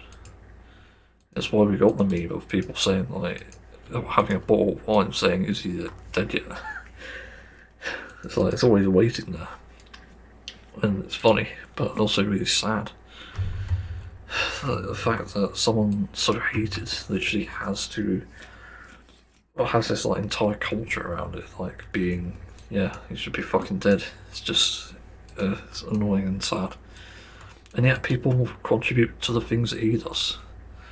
That's the thing I also find crazy about this, because it is equatable, for sure. Recently, like, a lot of animals are literally raped as children. I don't know why many people don't sort of cover this, but literally that's what happens. You know, chickens, I think, only live about 90 days before they're slaughtered, perhaps even 60. And you know, imagine how many have to have children as well. It's fucking absurd. It's such a fucked up situation. A lot of animal products are anyway, and that's again why you can't justify survival aspects.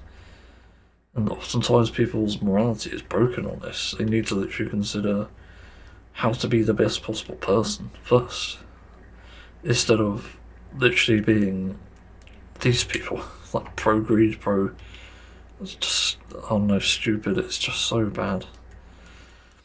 I don't really know what else to say. That's basically the gist of it. I really do think there's a lot of problems here that need to be addressed. But certainly people's ability to argue is one of them, I have to admit. Anyway, I need to move on. Yeah, you know, I just remembered something. I was earlier thinking of what I can do by myself was interesting. Because assuming this guitar hanger stays up, which I'm confident it kind of will, it just doesn't seem like it's going to move anywhere. I feel like I'm going to be able to do a lot more in my life. And one of the other things I might do in the future, if I ever get the money, although to be fair, I do have a monitor, but I don't think that's big enough in my opinion. But I might put up a TV just at the end of my room, because that'll suffice, obviously, before I get a flat.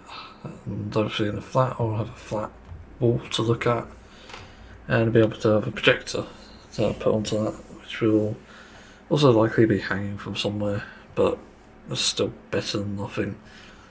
But I want it just for therapy purposes, and I know, like I think a year ago or so, I was having really bad nightmares. I was waking up and just, it was awful. I was like, literally waking up almost in a sweat, like almost about to break one, and just panicky. That's severe anxiety and doom, like lingering doom, which is not a good feeling at all. And that's like the main reason I want like a TV or a projector. And even though there is a good chance I could set up a projector now I think about it. It's still a bit of an awkward thing still. Yeah, but that wasn't what I was going to talk about. I wanted to talk about the possibility of driving. And I was thinking maybe there's a world where I can literally get by and do things. And I was thinking that maybe there is a possibility for that. But I think I realised one of the biggest flaws in my person, just as a whole, happens to be my inability to take on instructions. It's just a weird thing, because I am diagnosed with learning difficulties. And I was thinking maybe it might be time to learn to drive in the future. Maybe in time now, but in the future because of the money situation, obviously. But I don't think it's actually possible, to be honest. And the reason why I think that is because of my ability to take in instructions, and that is like a big thing. Because I sort of imagine myself getting into driving and there being the issue of like literally trying to get the advice to sell in, and especially if I'm on the road, it will cause lots of fucking problems. Because I'm probably going to be extremely nervous and stuff. And then there's the issue of literally being able to stay confident while driving. What do I even say? Like, I'm thinking when I get the instructor, there is going to be issues around that, I think, where they'll say something and then I won't say something back, obviously. I'll just take it in and think I take it in, and then it turns out it's gone. Just the moment they say it, they say like, put yourself into gear 2, and I'll be like, what? No, put yourself into gear 1, you've done it wrong. It's like, okay, no, gear 2 now, what? Again, it's like, it doesn't work. I can't take on instructions, especially when there's so many different types of instructions. It's worse when I'm sleep deprived as well, and also that's a risk in this. Because let's say I do get to driving lessons, and I'm still still like sleep deprived, that's going to be a fucking problem.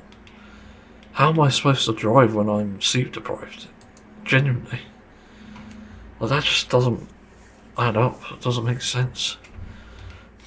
So that aside, even, let's say I'm like fully awake and confident in driving, I still have to somehow deal with that.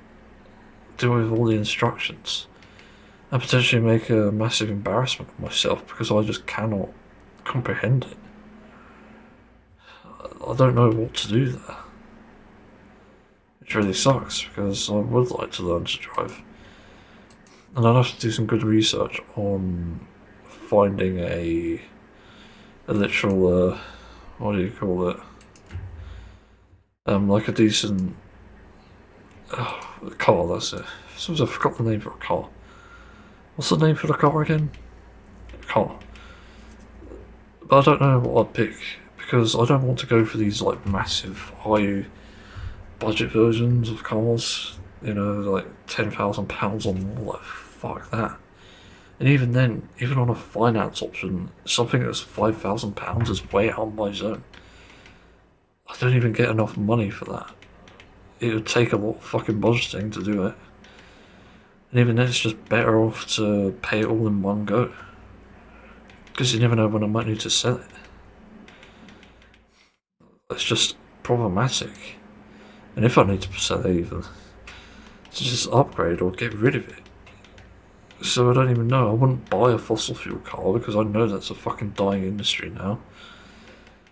But electricity is the way to go, and I'd also possibly look for like a solar panel adapter to put on the car to leave outside, obviously like hidden in view, because you never know what fucking weirdos might do when they're outside. So I'd probably do something like I don't know, maybe there's a way to like change the logo or something, or hide it on the logos, whatever. There has to be some way to charge it without putting a plug around. There has to be some clever way. But yeah, even then I worry about the mechanisms of the car. Probably the only thing I sort of agree with from car people, who sadly can be a bit varied in other things, is just the fact that everything is electricity means that it's going to be drawing more and it's also going to be doing more. But I worry about that. I don't want all of these cool gadgets. I don't necessarily even need Bluetooth, for example. Even though it'd be cool to have Bluetooth on speakers, I don't need that. For rear park sensors, that'd be really handy. I'll happily have that, even proximity sensors. But other things, like car locks, I guess I could get along with. If electronic, but it needs an easy way to open them. But if it's like fully electronic and even the ignition is, I'm going to see problems with that, to be honest. I could see very big issues coming from that. And that also just leaves me with a lot of worry. A lot of problems around that. So, again, I'm not sure. Very much interested, I will say, and that's also maybe consider something like a racing wheel and playing something like Forza Horizon 6, which I do want to play. Because it actually looks fun. I've never played a Forza Horizon game. Speaking of which, what's the earliest one? Forza Horizon 1? That must be the earliest. Well, it looks like it's aged well. Does it? Is this the game? What the hell? There's no way this is the actual game. Forza Horizon 1 PC requirements. Looks like it's aged crazy well. What the fuck? Certainly in areas, anyway. Huh. No, maybe it's worth starting from the start. But yeah, I do think that it's a crazy situation for sure to be considering this, obviously, but also I'm just scared of this. I don't know about driving. Because even though it feels very possible, I wouldn't also want to condition myself to obviously something like Forza, as I said, but to basically constantly race with it. So racing wheel's cool and all, but it also might just condition me, which I do worry about. So I'm not even 100% sure on that. It's kind of a weird decision to make. A tough call, whatever. But yeah. So yeah, I certainly can't really consider driving anytime soon. At least until there's a better option than like cycling and scootering. Until that point, there's nothing, as far as I know, I can do that's independent, other than taxis. But taxis, I feel, are varied too, because none of them are really electronic, are they? And even then, you can get varied people sometimes. And it depends. I'm not really complaining much about them usually, but still, I've had some that are like worse than others, a bit impatient, a bit sensitive, maybe even just really bad at knowing the area. So I don't know. It's certainly something to consider, I think. So yeah. Anyway, let's move on. Well, it's finally time. I finished Ghost US, and I have a lot of things to say about this one. And it might go a bit into spoiler territory, but I guarantee you probably won't even remember. But this series is great. It's so much better than the UK version, which is surprising, because typically I find British humour a lot better, but here it is actually much better than the British humour. Which is honestly commendable, because I don't even know how you manage that. A lot of British humour can be very good, but I'm mainly basing that off of like older comedy shows, obviously like Blackadder, Young Ones, and what I previously watched, which was Only Fools and Horses, I believe. But this was surprising, and I didn't expect it. So, where do I even begin? It already does something kind of lazy, which I wasn't a fan of. But they sort of play into the same types of ideas that the UK version of Ghost had. You know, you have your same sort of characters with some differences. Like you have two really older people now, and then you have obviously the more sort of, I don't know what the third last one is. I don't know, more something. No, more Victorian, I'd say. Even though that's not obviously what it is in the US, I don't think. But you also have like the Colonial War guy, got everyone else. It's actually really interesting. And they don't actually like kill off any characters. Sorry for the spoiler, I think it's very interesting, although technically there's one. But I'll leave that as is. But it's so interesting to just go through, because it's like, it's just a far improved version. Like, I don't even begin, because I think one of the worst parts of it, ironically, is one of the things it's also good in. So I guess, like, aside from similarities, acting I think is one of the big things that stood out to me, and I forgot to write this actually. Acting was okay. I don't think it was anything special like last time, but I do think there are moments where they occasionally do shine. Obviously, like Fall's character is definitely very good. Fall's actor, I mean. But Fall as a character is great, and Flower too, just very interesting. And I think that's honestly commendable. But everyone else can have varied sort of acting. Like, you can feel like it's underacted and feel like it's overacted. Everyone else falls into that category, and then Sam, who's just kind of like always casual. And I don't know if I like that. I'll be honest, it feels like Sam could be so much more in this series. But she just isn't, because writers or directors, I don't know.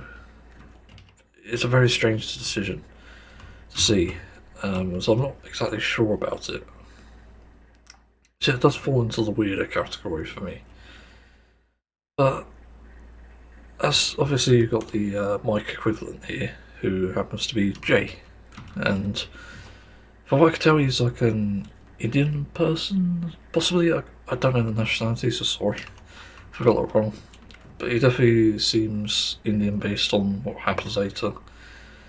And yeah, he's definitely got those sort of origins, I suppose. That makes sense. But Jay as a character is also just amazing, much better than Mike. I will say, like, I preferred the other lady compared to Sam, but that's just like a preference thing. But Jay is so much better than Mike in this series, and it's it really does show. They're gonna hate to say it because it's not really fair on the acting and stuff and actors, but also the characters just, they really blew out the park in this, I have to say, just before I get the acting out of the way. The characters are definitely very fun. They're, again, a lot better than UK one. There's just more depth, there's more traits, there's abilities as well, which is an interesting aspect. They do so much more, and that's what I like about it. But it does tie a bit into the acting aspect as well, because I think there are certainly issues here and there. And obviously where I find the issues is with acting, again, it's like underperformed and overperformed. I'm trying to think of other characters, like Alberta's definitely well acted. I think she's definitely suited for that role. Who else? Who else am I thinking of? I'm braining out, so I don't know. Obviously Hetty, I think Hetty's actor is pretty good. Pete's actor, I'm not sure. I think he does a good job for the most part. But I'm not sure if that's down to just the style of acting or the character. It's hard to say sometimes. Also better go through this, like, Ghost US cast, see if that comes up with anything. They come up with the page that I hoped, which is annoying, so it's going to see complicated IMDb listing. Isaac, yeah, Isaac's acting was decent most of the time. Also, the guest characters they have are a bit kind of meh here and there. But I don't know, again, I'm not a good judge of like actors and stuff. I just know when someone delivers a good performance, it is a good performance. But here it is just definitely like, oh yeah, they're there, they've done that, and it does a job. So that's pretty much the most praise I can give it. Yeah, it's not Breaking Bad levels of acting or whatever other series I watched I can't remember the name of. But yeah, that's acting, and obviously characters I briefly went into, they're definitely better. There's so many more characters and so many more fun parts to it. You got more of the family aspect too, you got Bailey, and also I'm surprised that IMDb only rates it 7.9. I would have put it at a good 8.5, I think. It's almost great. I'll just say it's like very good overall. Anyway, no, just besides the point, I haven't given a rating yet. Yeah, so characters, I think I do like them. Even though they share similarities, there are some differences, which I think are very interesting. And they certainly develop them a lot more, as I said, which is probably the best part of this, because before it was like, in the UK version, I was rooting for the war guy, I can't remember his name now, but I was really rooting for him. Also, we never knew his name, did we? I just remembered that. But I was always like rooting for him, I was like, come on, just admit it, and there's like, no, I'm not gonna. Great. So that kind of like left it on a sort of down note, downside, whatever. But here they literally explore it, and I'm so happy with that. Even though they don't necessarily handle it too well, I'm just happy that they explored it to begin with. And the same with the relationship aspect, although I will admit, kind of on the worst parts. What the fuck is that noise? Hearing noises.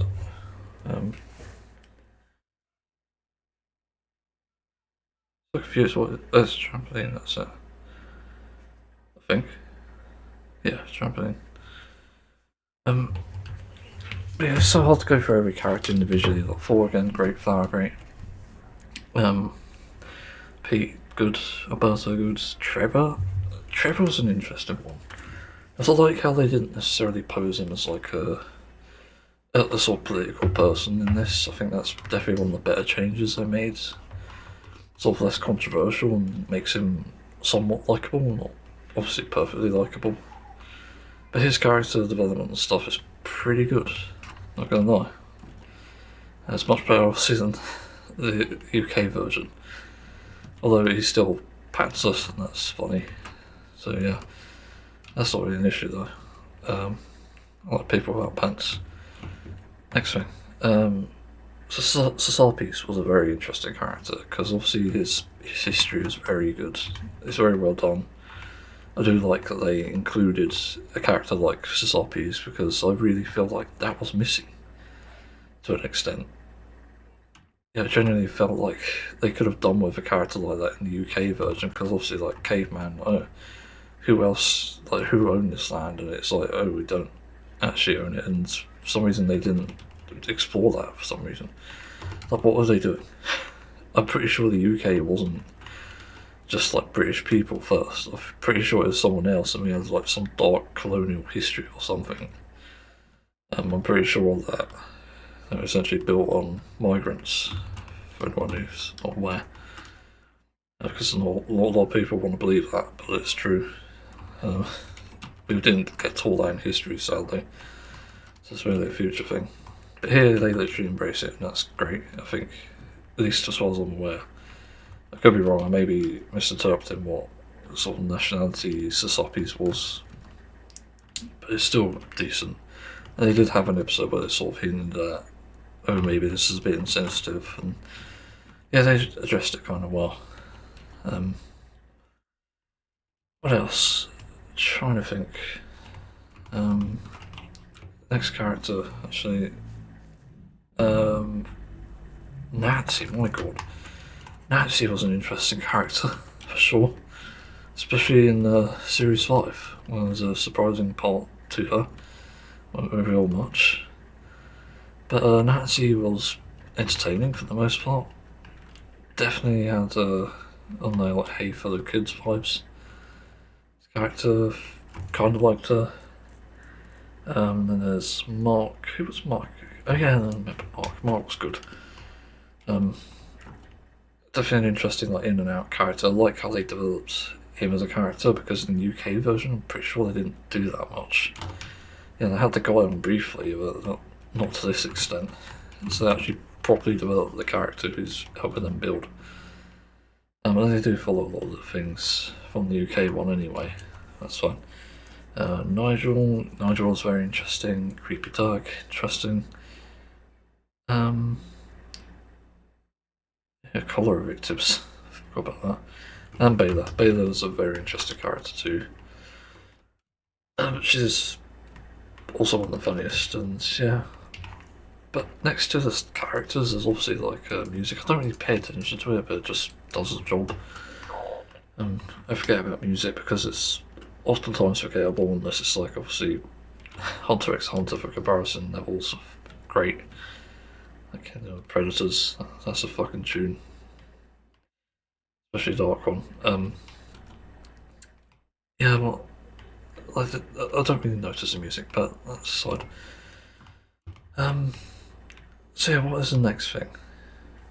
I'm not braining. Struggling. It'd be the story, wouldn't it? Yeah, I think it would be a story. So it does with the story, I'm conflicted on it, weirdly enough. Because I think it's great. But I don't think it's amazing. Like, it's not really above the levels of, other series I've watched. Not obviously similar ones, but different series out there. I prefer most animations to this sort of storytelling.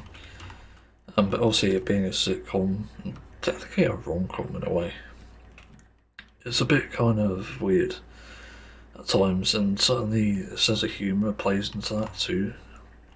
But it can have some very interesting story, a little better than others, I will say. It's definitely better than the UK version. But it definitely progresses a lot, and it has much more changes to the UK version that I was surprised to see. It basically made a whole different series. In some crazy way, they managed it. Well, I'm very surprised by it, because it really feels like that shouldn't have worked, but it did. And that's what's shocking about this series.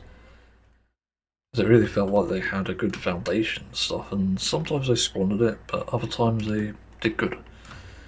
I'm trying to think of like specific episodes, I guess. There's like some early on, obviously, like the Isaac stuff can be a bit kind of weird. I don't like how they developed his character in some ways.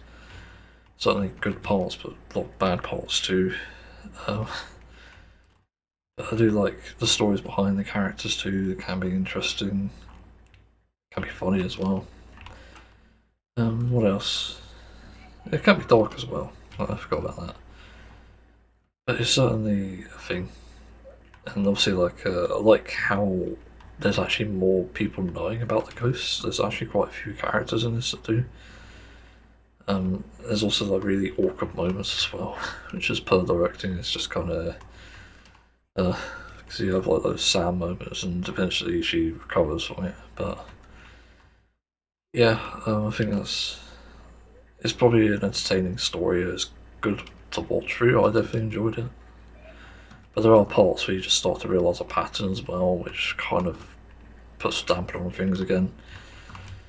And you notice that, oh, you've seen this before, you know it's going to play out, and it does, and it's like, for fuck's sake, like, why can't you do anything different?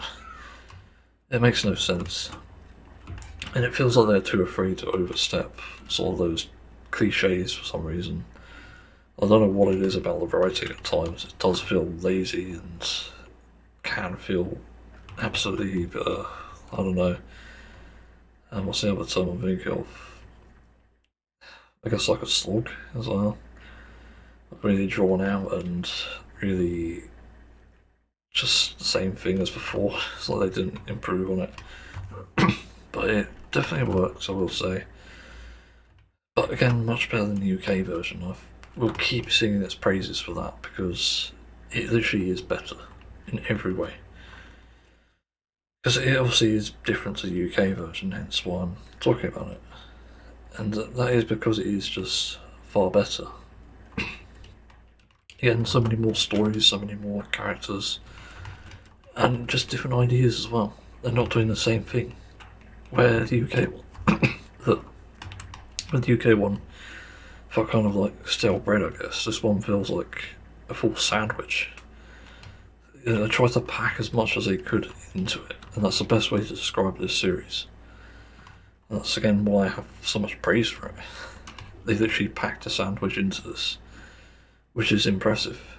Again, given the UK version barely had any bread on it, and didn't have any sort of filling or whatever. It's honestly a big improvement. And what else? I can't think of anything else towards the story. The humour definitely was good. The parts where I was really laughing and it's kind of like, oh my god, they did that. What the fuck? And yeah, I was impressed. But I'm surprised it has a somewhat low rating on the IMDb, because I would have expected to do a bit better. It's not a 9 out of 10 for me by any short, but it is still a good series. It's not one of my favourites, but it will do. Obviously, I'll watch the entire thing until season 5, obviously, which came out as I was watching it. That's the crazy thing. It came out to BBC iPlayer as I was watching it, which I was confused by because I saw like 4 series. That doesn't seem long. And the 5th series randomly appeared, and I was like, what the fuck? Where? That cricket. There's a cricket outside. That's strangely timed. Yeah, but again, I watched through it and I enjoyed it. I won't say it's like a horrible thing. I mean, I wasn't addicted to it like some series can maybe do. Like, I know One Piece made me like that. And I can't remember the other series as well. But I've had series where I was just like, oh my god, this is actually really good. But this wasn't one of the series, but it's not necessarily a bad thing. Again, I was watching it in stages. I was doing artwork while I was doing it. I was watching it. And I was definitely very interested and definitely invested. And I feel like it's also a bit less cringeworthy than the UK version, because one of the best things that changed in it is Alberta's character. They made her much less a impressionable character, which was the case with Cat, or Kitty, I think her name was actually, Kitty in the UK version. Because that was like one of my bigger complaints. It's like, oh my god, this is annoying. She's saying things are sick now, as if that's like a good thing, and then she says like, you're disgusting, and it's like, oh fuck's sake. Like, it's just so dumb. It's just such bad writing. You know, even though there's a lot of situations with ghosts in here, they also do clever stories as well. Like, I really liked the Christmas one for season 4, I think, series 4. I think it was. It might have been series 5 actually. But there's one where Carol's in it, and Sam sort of sees a world where, I won't spoil it, but it's something to do with the ghosts. It's kind of interesting. I did really like that. I genuinely felt like creative writing, because it's exploring different aspects, and obviously going places that the UK one maybe dare not. Maybe it did, but nobody approved of it. That's what makes me impressed with this. So yeah. What else? Something quick. Sylvan. And while I'm looking that up, I need to look at running. Yeah, I don't think there's anything else to say about the series. I think it's presented well.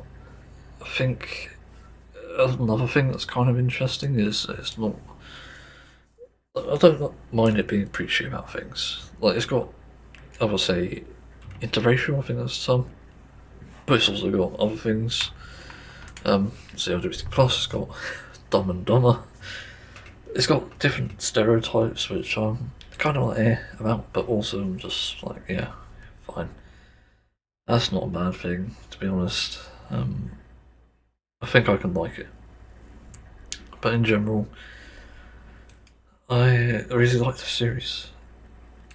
Again, it's not good enough to make sort of my Hall of Fame. Definitely wasn't a series where I was like, oh my god, I enjoyed this so much.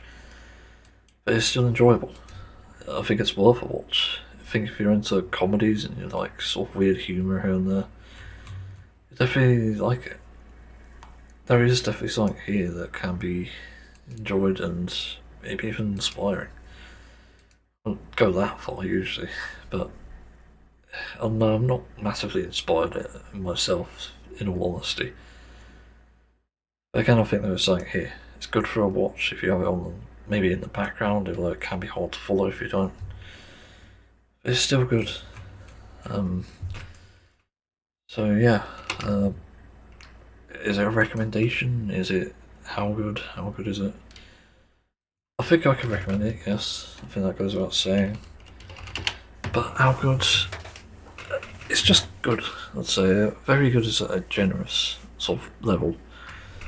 And usually that's like the IMDb's, I guess, like 8.5 rating is like very good, it's like generous. And the 9 out of 10 will obviously be amazing. And outstanding, obviously that's like Hall of Fame territory. But yeah, given it's below and stuff, and also it fluctuates per episode. I've also found plenty of bad episodes in this, I forgot to say that.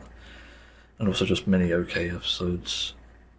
It still was enjoyable to watch, and on the outset I really based my experience off of not a per episode basis, but rather how willing it was to go to explore these different areas and the different story points and stuff.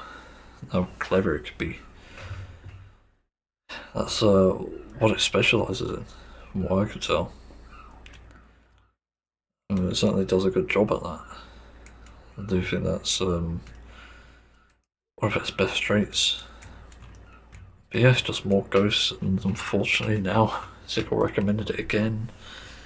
I'm gonna try Ghosts Australia. I don't know why they have to keep fucking adapting these shows. Like, come on. I know there may be something interesting to a point, but you know, are we gonna get Ghost Danish next?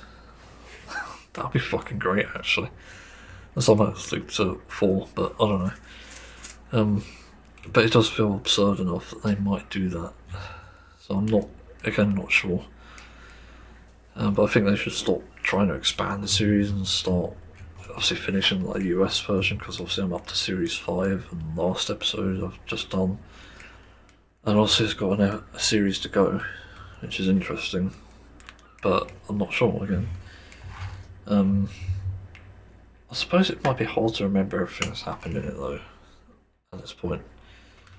Because when I get to obviously like series 6, obviously that's the next one for this, it's probably going to be hard to remember a lot of the things. Because there's like so many traits towards every character. You know, Sam is just the same old Sam Lever J. Kind of get along with anyway. He's kind of like a, I guess it's like a bro, a game bro and stuff. I do like his sort of relationship with the ghost. It's always pretty entertaining, actually. There's very creative aspects, but anyway, that's about it. So, shall move on. Oopsie, I forgot another thing. So there was two things I actually really have to nitpick about the series, which I find annoying. And what's really bad about it is that it's like post-COVID, and for some reason they keep pushing this point home. I don't know why. It seems very delusional in my opinion. About like bullying people who are like of lower financial status and living with their mothers. What the fuck is that about? Like, what gives? And also like even criticising people's fetishes and stuff. Like why? It makes no sense to do that.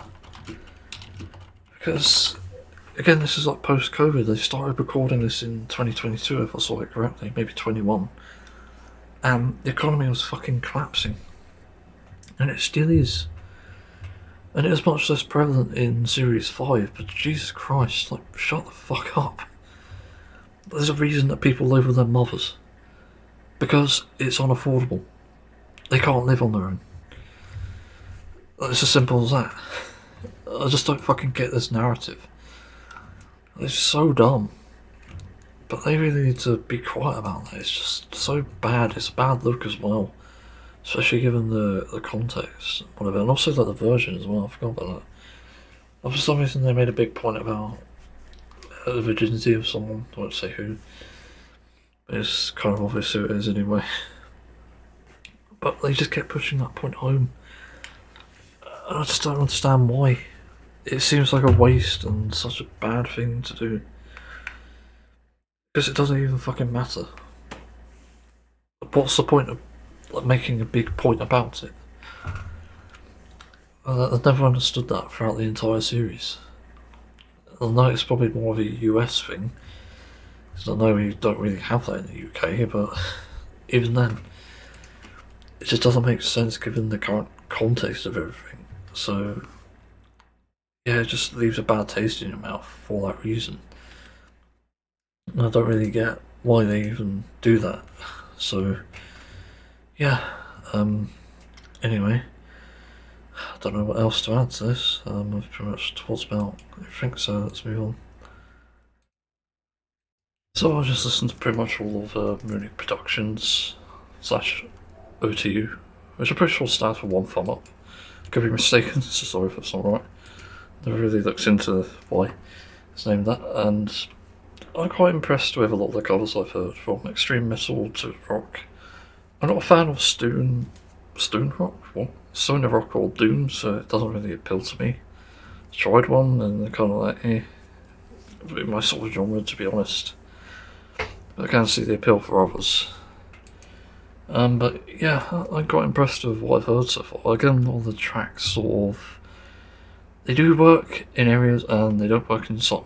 And I think that's just gonna happen anyway with this sort of style of music where you're basically imitating and doing it very well. By the way, that can't be denied.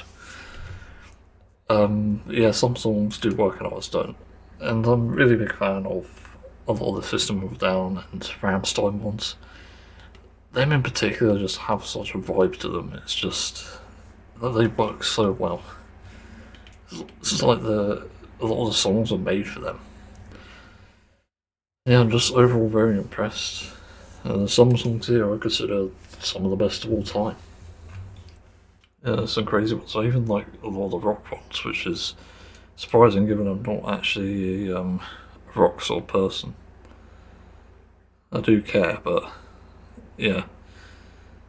It's very interesting. Also, there's a Lanafel rage going on here or something. But I just wanted to say, give my thoughts and give an honest review on this, honestly. Because I just find it so fascinating.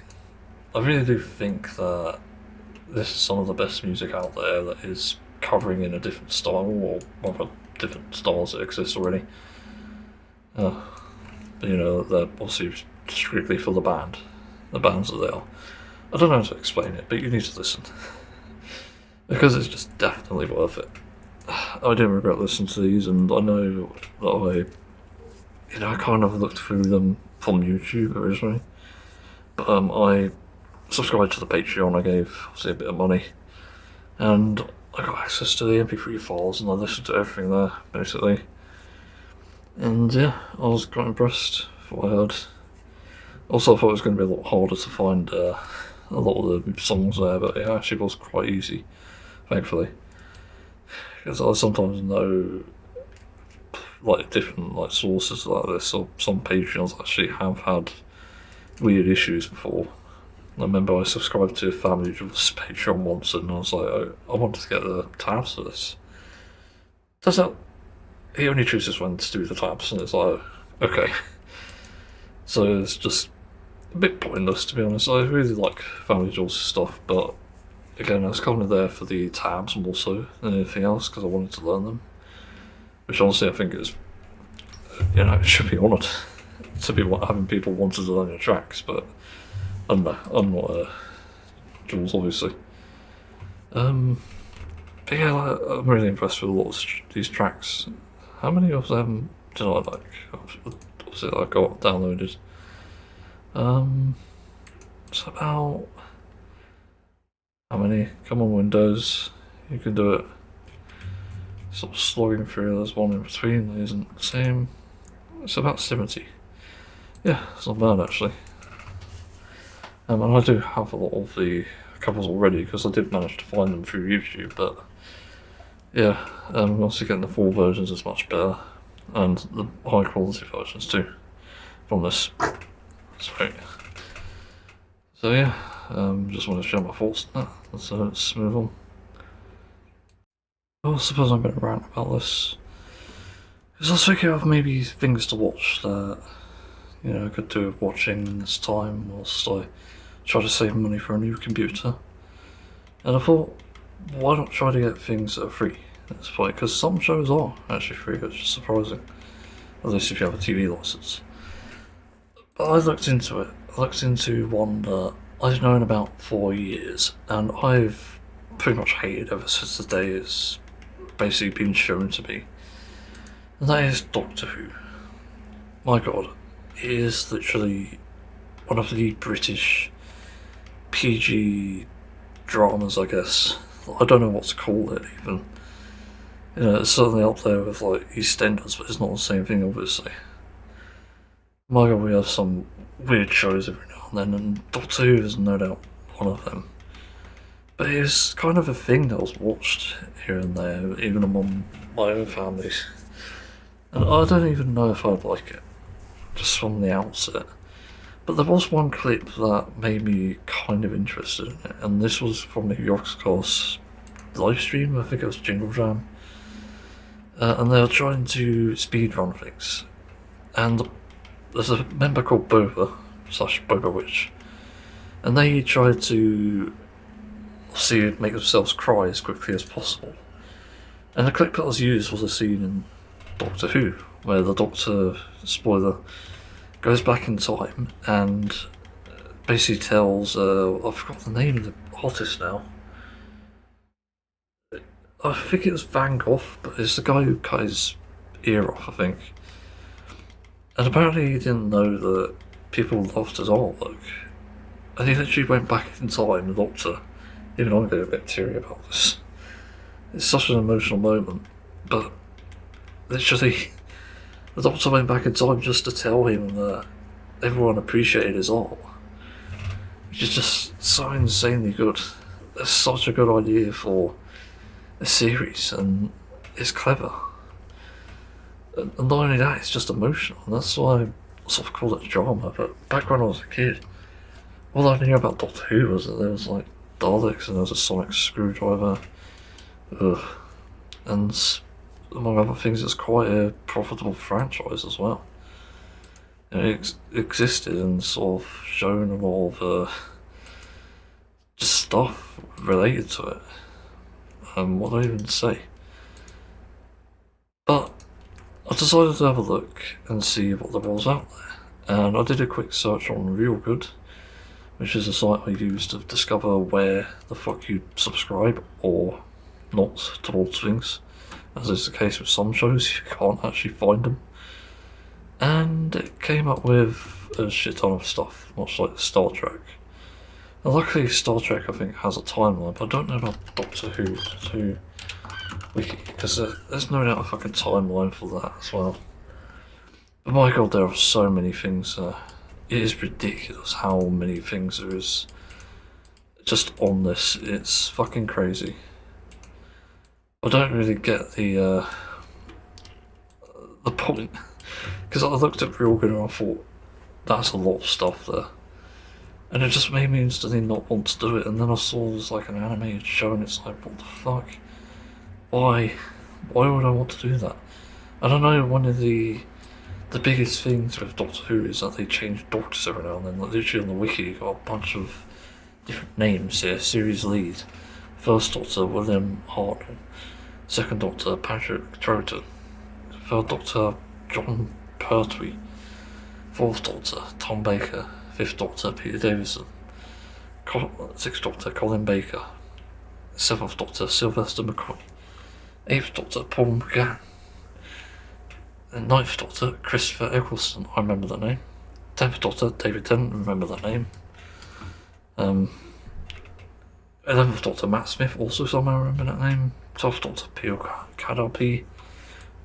Obviously 13th Doctor Jodie Whittaker. 14th Doctor David Tennant came back. And 15th Doctor, I can't pronounce that, Nti Gatwa, I'd like to say. But yeah, a variety of like doctors and stuff, which is kind of crazy. But I'm not sure. Yeah, I remember the Cybermen as well. That was a big thing at the time. Also briefly remember the theme tune as well for it.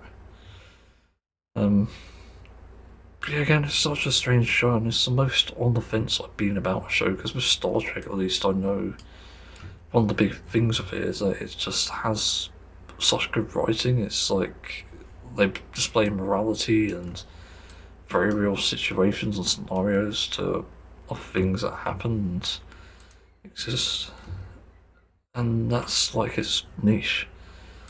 It certainly works, I think.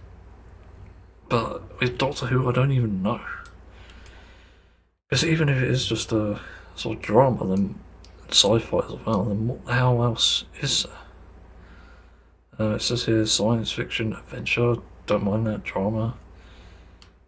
It could be worth a try, but I don't know. It's hard to say. But yeah, again, it's one of the weirdest shows I think we have in the UK. Could be wrong, but to me it is very weird. I suppose it depends, obviously, on like what you need to watch. Like, what's the movies like? Because there's a ton of them. And I don't even know, like, sort of what to watch in order, if anything. Like Doctor Who, watch order.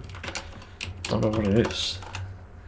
But I'm assuming this is on BBC iPlayer, because that's when it aired, where it aired, rather, BBC. As it tended to back when I was a kid. I don't know. Doctor Who Watch Order 1963 to 2025 and counting. There's a link to a spreadsheet. Nice. So, okay, it's got trailers. Any special, what the hell? Oh, you got prequels and stuff, okay. Which is a thing, sure. 4/9, is that? It's quite a list of things here. Oh yes, of course it's going to be not by series, but by the Doctor, 15th, yeah. So, I guess it's going to be a thing, but what is what? Bonus features are... Yeah, I don't know, but I'm going to have to look into it, I think. But it's certainly a thing to try. It's pretty cool. Episodes, supplemental episode, extra. And the Gussie extras like the trailer, Torchwood, Sarah Jane Adventures class.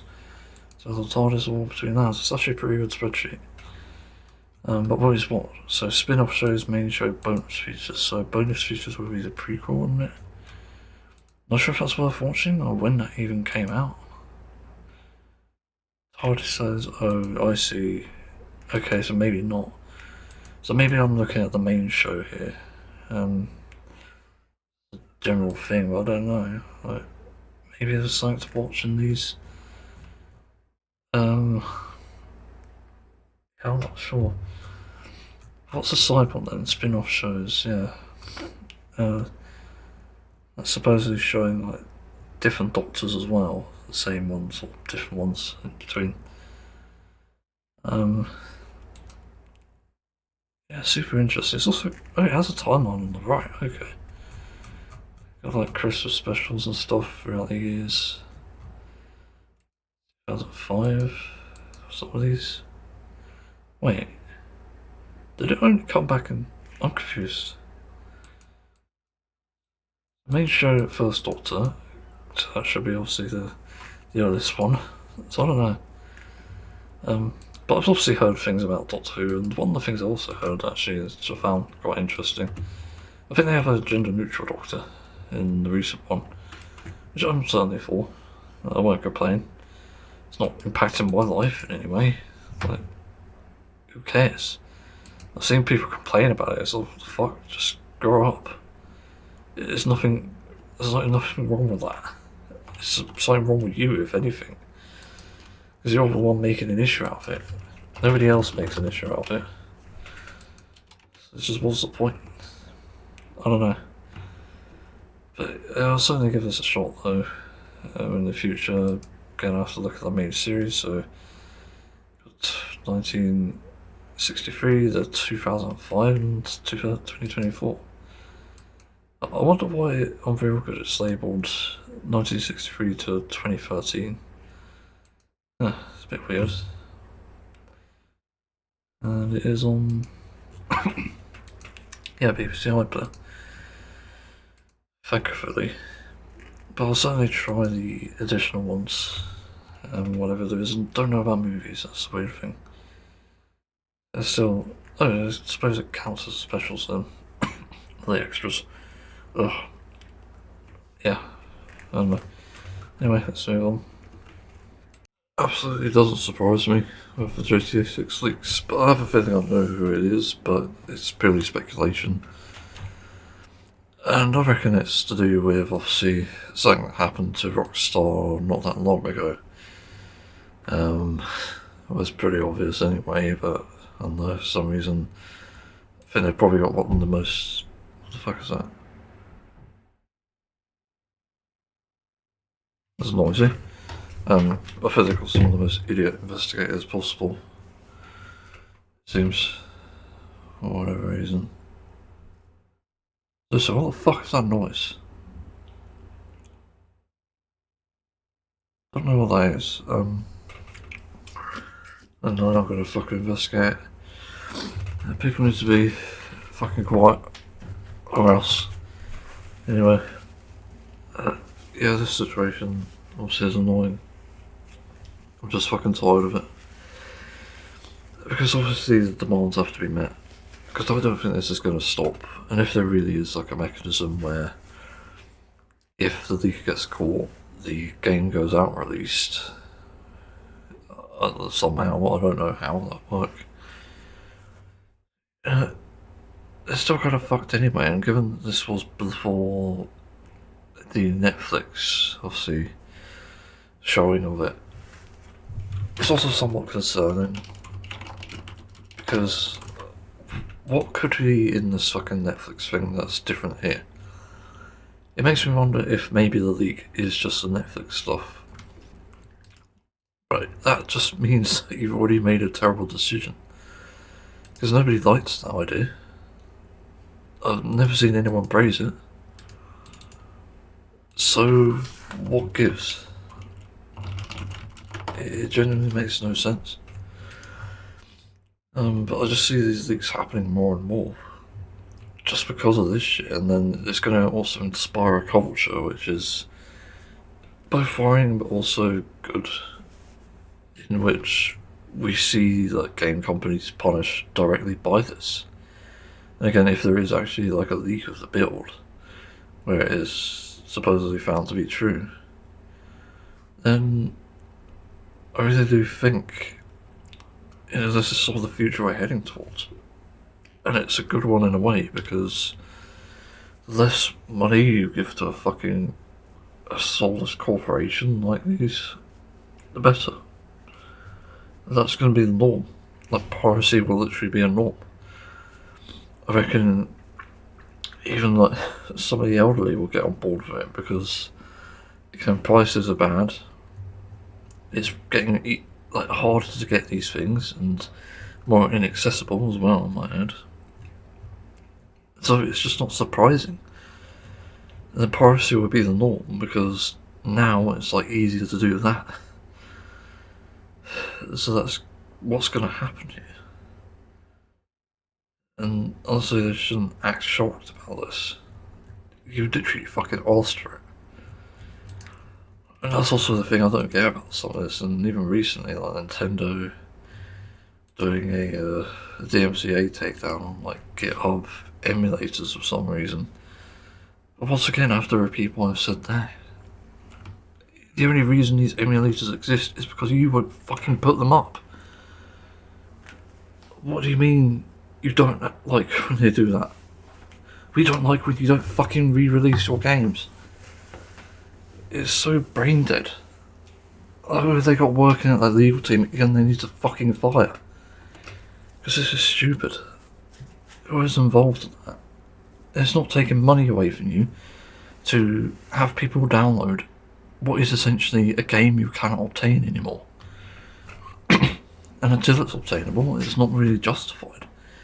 I get it if it appears maybe on the subscription, but still, people will do it anyway, because if it's on a subscription, people won't pay for it. Because people are fed up of subscriptions. They're too expensive, there's too many of them, and then nobody wants to buy into it. It's completely understandable. And obviously it's down to preference whether people do that or not, whether they pirate or whether they buy a subscription. But yeah, again, I just do not understand this shit. It just feels so brain dead and distant. I literally don't even know who is just doing this shit anymore. It just feels so soulless, and there's nothing to even help the situation. There's too many issues around this, and nothing is being done about it. Anyway, there's no response. Got the physical games issue. Obviously it was caused by Sony. They haven't even responded to it. Apparently one of the fucking legends is like, or whoever it was, I don't know who it was actually, is someone considered a legend. It's basically saying that you should actually be happy with this. How? What the fuck do you mean? Because you need to actually fucking be able to trade games to be happy. Like, you buy second-hand things all the time. So I don't really get that. And on top of that, people prefer physical media because there's actually a sentimental value. I like to, well, for people who collect things, they like to have a physical version. Put it in a bookcase or wherever, a DVD case even, because that used to be a big thing. I remember DVDs, racks, I do. Yeah, again, it's exhausting. And this is also justifying the build of the game, obviously. Like, who cares if it's piracy in the end? It's literally just becoming such an issue that piracy is the normal thing. It's a rational thing to do. And you only have yourselves to blame. Don't shoot the fucking messenger. Shoot yourself. That's the best advice I can give. Literally. Because it's just so fucking distant. You have to fucking take things into the right direction, otherwise you'll just get far behind. Get screwed over again and again, as we are seeing now. And the reason why games don't survive, live services especially, is again because there's too many. Nobody can afford it. Nobody wants to even buy into them. So why are we surprised anymore that this happens? Just absolute fucking nonsense. I seriously still do not get it. But yeah. Anyway, I need to move on because I think my bowels are about to tell me they need to explode. So yeah. So as I'm testing the audio interface and it's actually turning out to be good, I am needing to ramp up quickly about getting a new pair of headphones for this. Because these DT770s are shit. I can hear my voice completely through them with them on. In fact, it even amplifies my voice when it's over the ears, which is not good because I didn't have that in the Melomanias.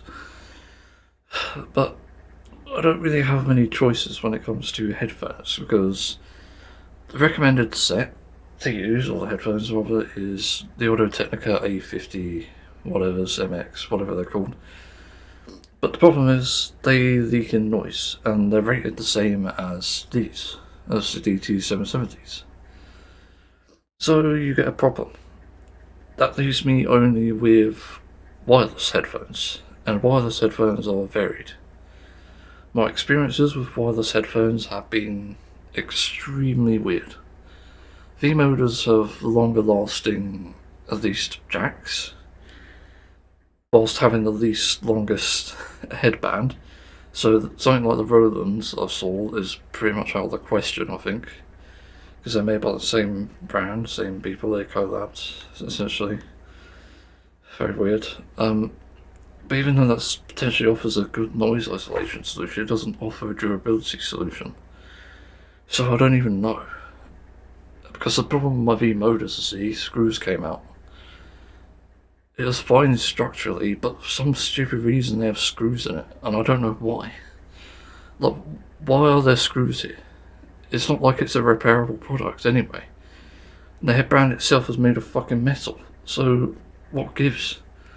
Why do you need screws in that? It makes no sense whatsoever.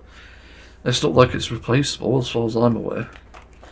So I don't know why the microphone is so sensitive today.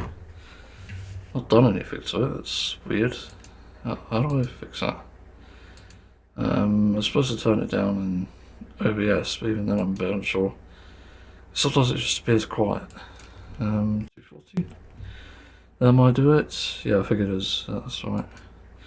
So, that's out of the question, but then the only other two I got recommended are very interesting, because I haven't heard of one of these, but I have heard of the other. Start with the Scroll Crusher Candy 2. I think that's what it's called. I think it's called that. I could be wrong. But it sounded interesting, and I saw some reviews on it, and it seems to be kind of, I think, mostly good, but there's also like a bit of mixed opinions on it. But I'm not sure about noise isolation, because for some reason reviewers don't review the noise isolation aspect, where I feel that is one of the most important parts of it. Because you need to have somewhat of a muted background to enjoy headphones anyway. And the fact it's not even default for a lot of these, even over-ear headphones, it's not just like, the flat ones they used to get. But over-ear headphones, you should have a muted background, regardless of ANC.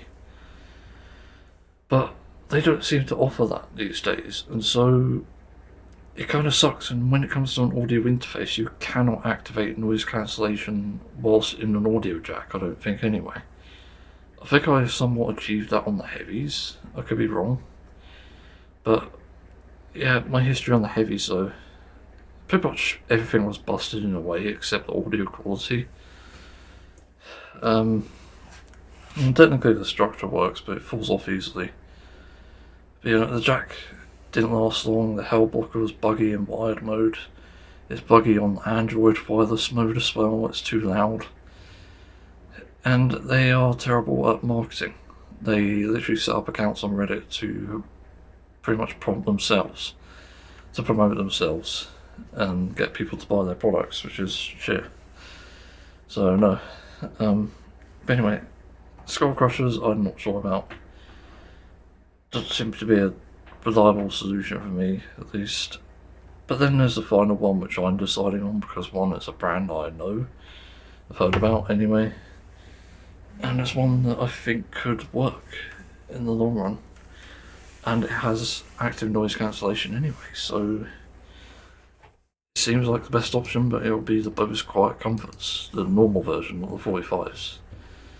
And this was recommended to me from the Autism subreddit as well as the Skull Crushers, to be honest.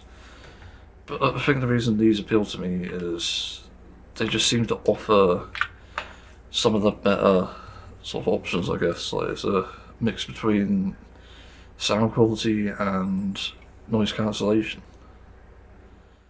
Yeah, I think it's interesting. Although I can't really go off their site's ratings, they seem to be somewhat mixed. They keep the 1-star reviews, which is interesting. And they say that it's kind of mixed in all of it, but it's kind of meh. Yeah, the same noise cancellation can be a bit dodgy, some of them, but some aren't. What about 2-star? See, a lot of the 2-stars say the noise cancellation is decent, which is definitely good. 3 stars, because obviously it's more critical reviews to pay attention to. 3 stars about the same, actually. It's kind of surprising. I'm not sure what it means by voice pickup. I'm not sure what that is. Does it say? No. I do like a Control F voice pickup. No, it's only there. It doesn't explain it. Right. Oh wait. No, voice assistant. Okay. Damn it. Yeah. Sadly, I'm gonna have to go with a wireless headphone again. I don't fucking get it. Also, is that a button on the side for noise cancellation? That'd be handy. Or Bluetooth, maybe. It's the only place that has a button. I don't know. But again, it seems like the only choice. And yeah, after that, it would be the Skull Crushers. I'd put that on the wish list, actually. Because I don't like doing the same headphones. I tried the V-Moda Crossfades 2. One of my first ones broke. Can't remember how they broke, actually. They just got very stinky, and that was that, I think. So the Ank NI headphones, Skull Crusher Candy 2, I guess, is the one. Yeah, I don't like trying the same headphones because it doesn't give me a good experience, and even then I like to try different ones. I'm not an audiophile by any means. I'm not trying to molest the headphones that much, but I really need to understand exactly how I can use these as a daily driver, and there have been some in the past where I've been like, oh fuck this is awful. I used to use a cheap TTE Sport headphones, and they're bad. Like a fluffy ear pad thing. It had a headset microphone on it, which is kind of cool, but not worth it. And have you even tried Turtle Beach before? That was like a very old one, because that was for controllers specifically, I believe. And the Turtle Beach's ones were okay, I think, but I don't know, I can't remember much about them. Either way, the headphone hunt is still strong, but ultimately it's landed on 2 things. I think as a last resort I could always try the thingies again, the Roland's drum. I don't know what it's called again. The V-Moda rip-off, alright. So yeah, that's on my wish list.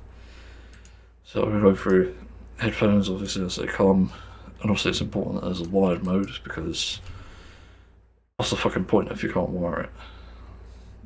Like, I don't use wireless headphones anymore. It's just pointless. And one of the reasons I just don't like them is just because they have varying degrees of helpfulness, and especially in my case for music, varying degrees of usefulness, like whether I can use it or not. I know from having tried Bluetooth before in the system, it's like, oh shit, this is bad. it's just not worth doing. Yeah, kind of weird. So yeah, I don't really have anything else to say, but that's about it. So let's move on. So I've been dumb about this for a while, it seems. I don't know how I missed this, but it is big because of obviously a headphone situation. So yeah, I'm still looking. And I had a moment of realisation, or panic as well. I realised that, hang on, if these Bose Quiet Comforts aren't the version that actually do the job, then it's going to be a waste of money, isn't it? And given it doesn't even say what year these came out, which is awfully suspicious from, obviously, Bose's website themselves, they don't even say, then I don't know if I want to do it. I don't know if I want to buy it. It just seems like a scam to me.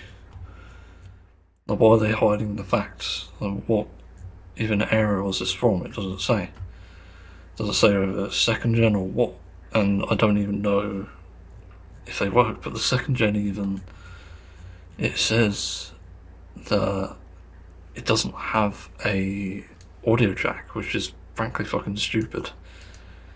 So again, I'm getting recommended absolute bullshit headphones, it seems, with no functionality or anything. And then people will complain saying, oh, what the fuck are you on about? You're not a headphone expert. No. But I care about the amount of noise I hear. If I'm hearing roadworks outside, I don't want to hear it. Simple as that. And if I hear fireworks as well, which are louder here in this house than it's ever been anywhere I've been, including even outside actually, I'd say it's sort of louder inside somehow, then I want to block out. And the Heavy's did a decent job of that. The Melomania's did a decent job of that, of the noise cancelling anyway. But for what I can't figure out is the actual name, what passive noise cancellation or noise isolation. It's hard to find info. It seems like a very niche thing that nobody is even fucking paying attention to. Because everyone seems to forget that there are a lot of music producers out there, and you do use an audio interface. At least a lot of the time. Some people don't. It depends on the type of music. But to do it, you need the proper gear. And this means that you need to find something that works for what you're doing. So if I'm playing a guitar, I don't want to hear the guitar strings as loudly as I do. So, do this. I'm playing the DT 770s Pros. Not the M version, because I found out there is another version. I can still hear it. Like, I can still hear the E string, the high E string, and the low F string, rather. But yeah, it barely does anything. So I can still hear things, and that's useless. Look at these headphones. I don't know if there's anything wrong with them exactly. Like, sure, it is peeling a bit, and maybe that's the issue. I think they are replaceable, actually, isn't they? No. Nope, they're not. I could tell, because it's not even shifting the back plate bit. Can't even peel it back or anything. But yeah, there is obviously something wrong with these. I don't know what it is, because people are saying these are good. But they're not. They sound fine, but they just don't noise isolate. So that led me down another rabbit hole of looking for many options, and again I keep getting the stupid results for noise cancelling. I couldn't give a fuck about noise cancelling. It helps. It's good to have. But it's not what I'm looking for. I'm not going to be using it all the time. And that's specifically because I'm at the point where I'm sensitive enough to noise that noise isolation is more important than anything else. I don't even know what to say. It feels absolutely ridiculous that there's no headphones accommodated for sensory issues. And even then, people are going to be misled with this, because there's also a sensory issue to be had with noise cancelling, where it does create a sort of pull on your ears. Most likely because of the waves that obviously cancel out each other. And I decided to do one more search. but this time the best passive noise cancellation headphones. And what came up, thankfully, suddenly gave me a different perspective, because I'd never thought of it. A Reddit post about the headphones best for drummers, and this was a bit useless, I'll admit, but it at least gave me the realization that I actually need to look for a pair of headphones that are best for drummers, because if you're drumming, obviously, it's going to be too fucking loud. So you need to be able to block them out, don't you? Unless I'm missing something, you do need to hear it a bit. But I kind of need to just not hear things in between, and so it's very difficult. Like, you know, if you're especially a loud drummer, someone said in the comments, or I downvoted the comment, I was talking about this apparently the reason every pro drummer literally, so if a mic off guy uses in-ears, I just think that's stupid. The problem with in-ears, I've tried them, and I hate them all the time. I tried these pairs like when I was in school, I didn't like them, they got my earwax on them as well, it's like, ew, great, they're fucking useless then. And then, that also blocks noise, it also creates gunk and build up, so useless again, easily breakable because of that, not reliable. And then I tried another pair later on, same thing, but it fit around my ear, so it stayed in, because that was one of the big issues. It was good, but I wouldn't say it was amazing. And then I tried another thing, which wasn't actually earphones, it was actually loop earplugs. I fucking hated them. These are for autistic people, and yet I hated them. The reason why is because it exemplifies your voice. It could block out a reasonable amount of sound if it fits, and again this is another thing, it doesn't seem to have any sort of functionality or again like comfort there, so it can actually fit, but it felt uncomfortable in my ear anyway, and it just amplified my voice. Useless. So that's why earphones are a bit stupid, especially for a case like this as well.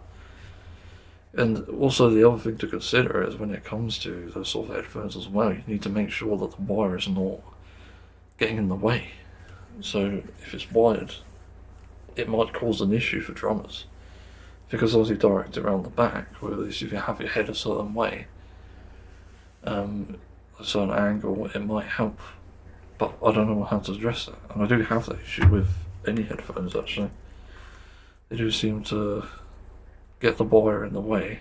The worst case of these actually happens to be the Melomanias, P100s here, live bands, because they seem to roll up against yourself and create a weird issue with the braided cable I've got. For some reason braided cables, I do not agree with it.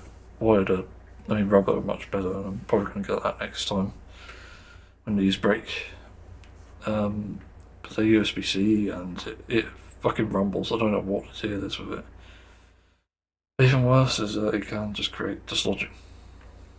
Anyway, the point is, I really do think I need to look for headphones specifically for extremely noisy environments that aren't noise cancelling. Because I can survive with switching in and out of the Melomanias if I need to in a pinch, and I have found a way to direct it through voice meter, but I need to set it up and test it first, see if that's actually viable. But yeah, oh, that was weird. What is that? Something in my throat. I felt warm, and I think that might have been vomit, but I don't know how. Oh, maybe it's... I did take a supplement earlier and it didn't go down properly. How that's come back up though, I don't know. Maybe they're talking. Yeah. Either way though, this is just a very grim sort of situation, because there isn't any reliable solution. And people say like on this poll that other headphones are better. The Audio Technicas are ironically at the bottom, and then the DT770 is non-pro it seems.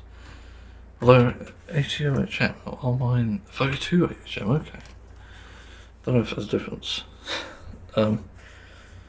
Yeah, it's just like different ones here, and I don't know what to pick exactly. Let's see what the comments say. I went to iTunes. I never liked the feeling of having other headphones while playing. Just my 2 cents. Okay, who cares? C770M, which is still far more isolating than the regular 770s. It's like 35 dB, while regular 770 probably isn't even 20s. I wonder what the pros are at then, having said that, because these are the pros. Metrophones, big band distribution, all-time favourite drum headphones, okay. Yeah, it's people saying the DT770M is better for drums. The standard is not good enough. Don't know why people don't bring up the pros. Yeah, I'm not sure. Again, weird comments. I wouldn't consider any of these. Oh, one of what? I would have considered underscore any and underscore of those to have anywhere near the noise isolation to protect your ears. If you want cheap, get the Vic Firth ones. If you want good, get the GK Ultraphones. Okay. If you dig deeper, GK Ultraphones. Okay, that's the second one, but it seems to be a fine account. There's isolation and sound quality. I wonder what the hell the GKs are, because it's the first time I've ever heard of them. And they're US. They're almost like ear defenders. That's crazy. I'm not even looking for something like that. That's the weird thing. Like, the Melomanias are fine. I can literally play games, play music, and not hear traffic. And that's the noise isolation I want. I'm not looking for outright muting. And that's the difference. But I don't want ear defenders. I've tried them, and they're too muting. It's uncomfortable, actually. So I can't hear anything, and then I'm just a bit panicky because it's like, oh my god, what's happening outside? It's weird. I have a weird relationship with that. Obviously, the noise cancelling is like a good emergency thing for that situation, a specific one. In case it does like happen, obviously, there's like roadworks or fireworks, as I mentioned. Or an air raid, but who knows? Anything's possible these days. Even accidentally cutting off the rest of the... Well, I've given it a good shot, and I will finish it to the end, but I'm not happy with this in the slightest. So obviously I'm watching Ghost Australia, no surprise. It's obviously another in the Ghost series for some reason. Don't know why they're expanding it this much. I think it's a bit overkill, to be honest, the same way that they do Taskmaster. They have so many different variants of it. It's like, why? Like, what's wrong with having British television? I don't understand.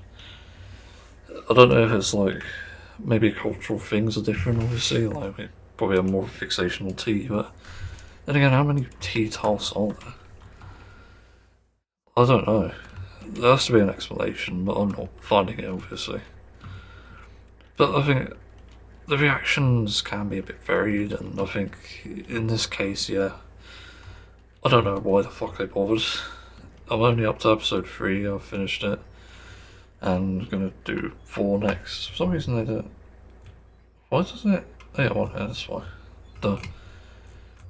But yeah, it's only got 8 episodes in the series at the moment, and I'm not gonna lie, it's not good. It's just annoying more than anything else. I don't know what it is exactly. It's like the humour doesn't always land. The acting can be good, I will say. It's a lot better than both the US and the UK versions so far. But everything else just kind of is lackluster. The story, the characters, the development. You know, it's only 3 episodes, but it may change. But from the outset, it is a bit disappointing. Again, I'd much rather watch something else than this, but I suppose I'm committed, so yeah, I kind of can't avoid it. But it's such a weird show because it does things differently, which I can appreciate, but it doesn't do them differently enough, and instead it's just another duplication, which I don't understand. It's so unnecessary to do this, to completely do the same thing again and again, and yet they do it for some reason. Like, why This is not to obviously sound misogynistic or like an incel, but why, again, is it another woman who sees ghosts? Like, again, as much as I don't mind it, why couldn't it just be the husband this time? Why does it always have to be the wife? It makes no sense. And there's even just dumber things in it, like the sort of cast you've got here as well, which I don't exactly understand, because it seems like everyone is from at least an era, a past, like, obviously Christ. So I don't know what you call it, AC after Christ.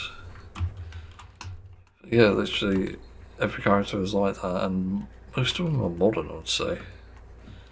Satan, there's the, what's the name? June possibly is quite, not modern, but somewhere. Weirdly enough, also takes the pantsless role, which is quite interesting, not gonna lie. It's a bit different. But I think there's not enough switching up, and that's kind of where it falls into these traps again. Just feels like more of the same, and that really does put a damper on things again. It doesn't feel like it's a different show, or a different variant of it. And even then, even though the house looks a lot better, I will admit, it's still just not intriguing enough either. Still feel it's lacking a lot of what made the series good anyway, which is obviously the interaction with the ghosts and the things they do. But in the third episode, where they actually started exploring it, it just felt very shit. It was following one plot, and the second plot, the B plot, as it tends to have one anyway, is that it just goes nowhere. It's like, oh, I'm fed up with this, I'm going to use my ability. What? It just isn't really. There is build up, but I just didn't find the climax very interesting. It's just kind of crappy in the end. But yeah, the writing definitely isn't as creative as obviously the last two, the UK and US version. Anything else? I'm trying to think. I'm merely not familiar with like Australian culture and history and stuff, so obviously I can't comment on that sort of stuff. In the same way, obviously I'm not cultured in US and I'm UK, but I'm not massively cultured. It's weird actually. We're not taught enough about UK history for some reason. I have no idea why. I didn't even notice we're from a land of like immigrants and stuff. Or rather were pretty much primarily immigrants, but that's besides the point. Yeah. Again, I feel this is a disappointing show, it seems. It just kind of sucks, but even then, I think it's too much for a franchise, and I don't understand again why we have to have all the same things again. Like, oh my god, is the war colonial guy gonna be a fucking gay guy again? Not that I mind that. Well, I don't mind that, rather. But it's just so lazy. There's just nothing changed about it. It's the same sort of cast every time. You've got the big sort of dumb guy. You've got the big. Well, you've got the rather strange women as well, for lack of a correct term.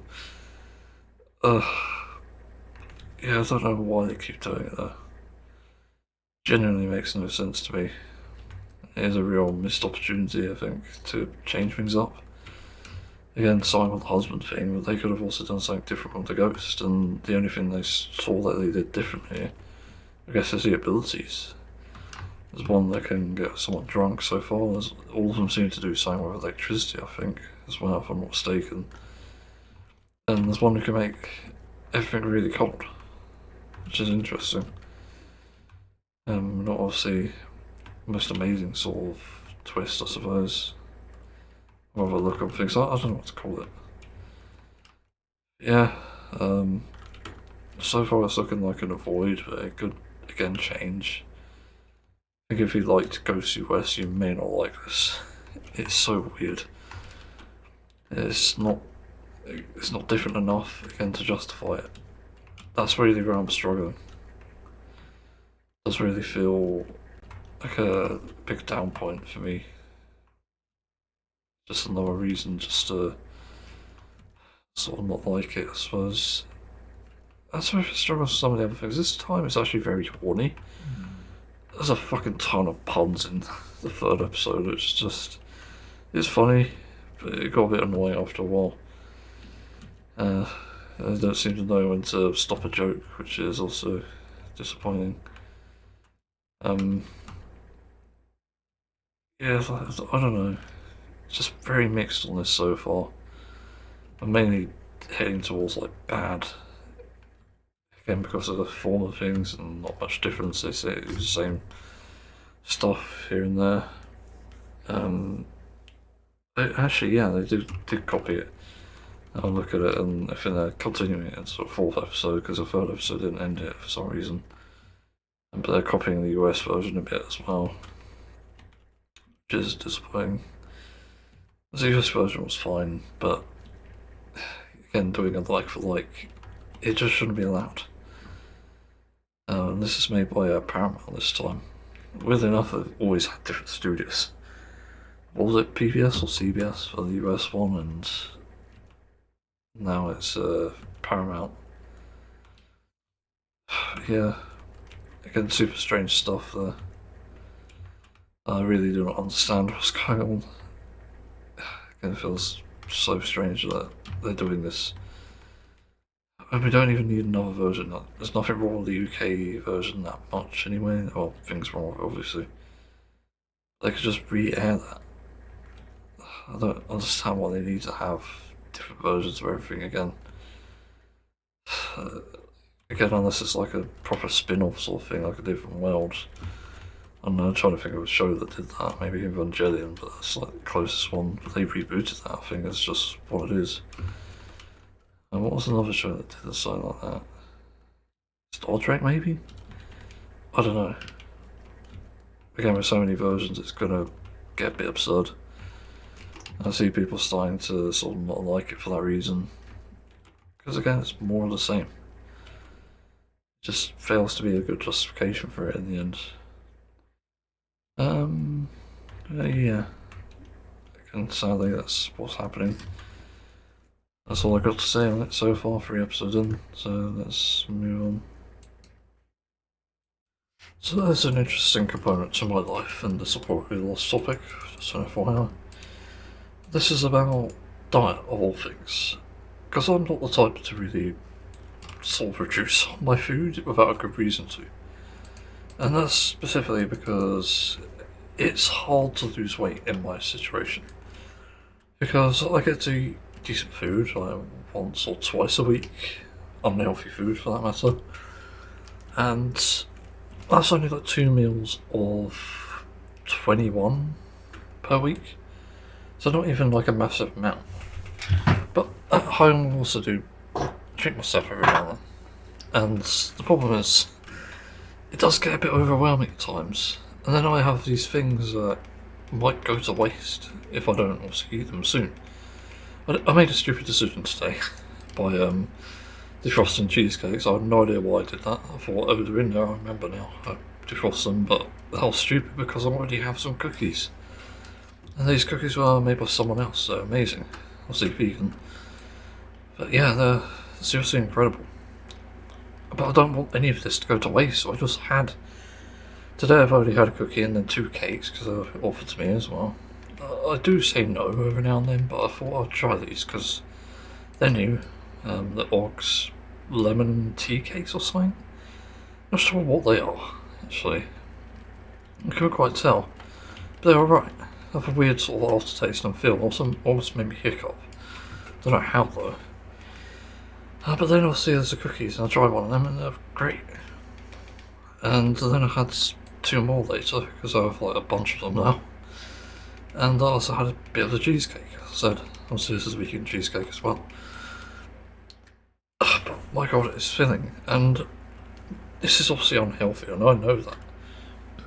But the point is, when it comes to mealtime and diet, you do not need to eat as much as this.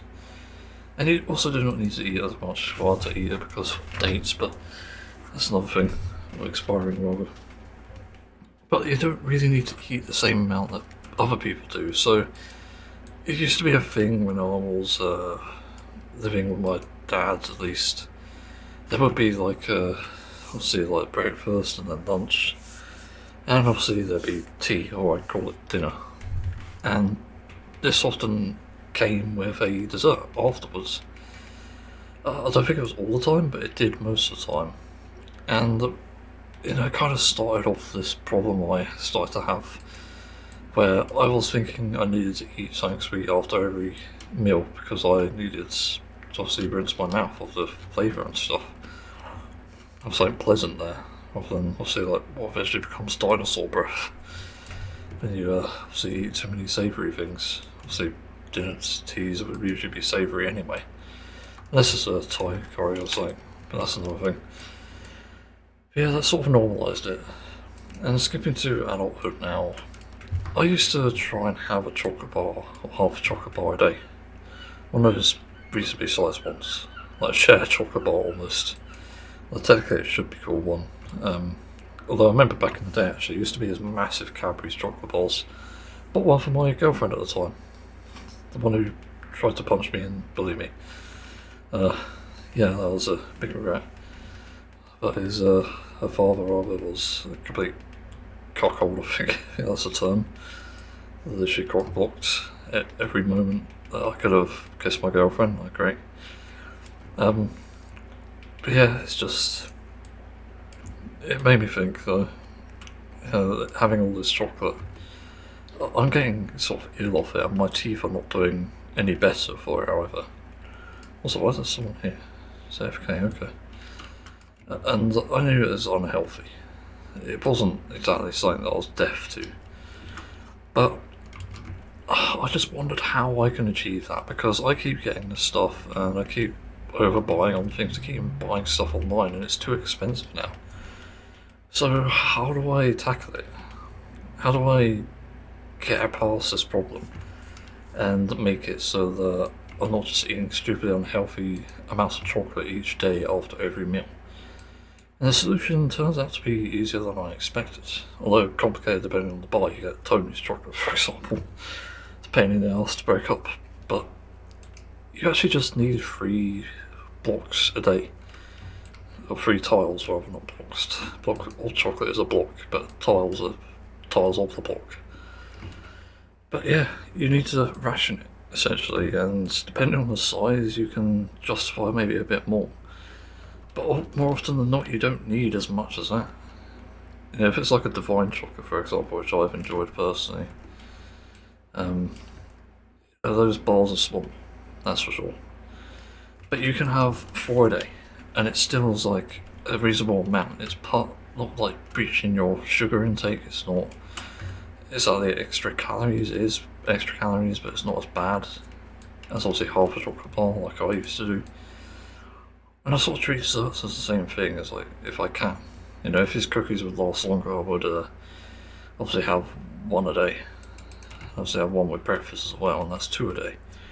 And that's like pushing it, but that's how much you should have. And then obviously cutting out the soft drinks for myself was a big thing as well, the sugar soft drinks rather. Because then that leaves room to obviously take more, obviously not the amount that people exaggerate, because I know people do probably exaggerate the amounts they have with sugar-free drinks. It's not a fucking excuse to have more, it's literally an excuse to cut down. You're trying to be healthy on these things. That's why it's fucking called Diet Cola, and not increase your sugar intake cola. Yeah, again, I've started doing this over the last probably half year, maybe even more. And it's done me a world of good. I've still actually got some divine chocolate in my drawer beside me. It's a ginger and orange flavour. Very unique. I wouldn't say it's the nicest one I've ever had, but it's something. Yeah, it's not bad to sort of suck on, let it melt in your mouth, and that's also the benefit. You also allow it to sort of, I don't know, you savour the taste more when you have less of it, which is interesting. That's something I really didn't expect when I started doing this. But that actually turns out to be true. I didn't think you would actually start to... Well, I thought you would start to miss it right away, and obviously not savour the taste as much. It turns out you do, and I think that's very interesting. But yeah, it's like, what the hell? So bizarre.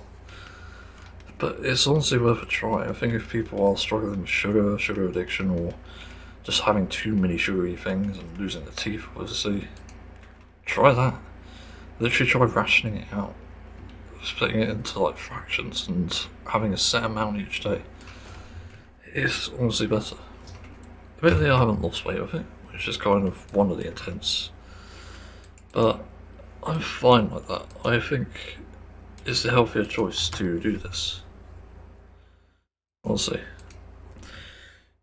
I do think there's a lot of benefits to that. And it's also something that helps you mentally as well, because it can sort of prepare you for the worst. You never know.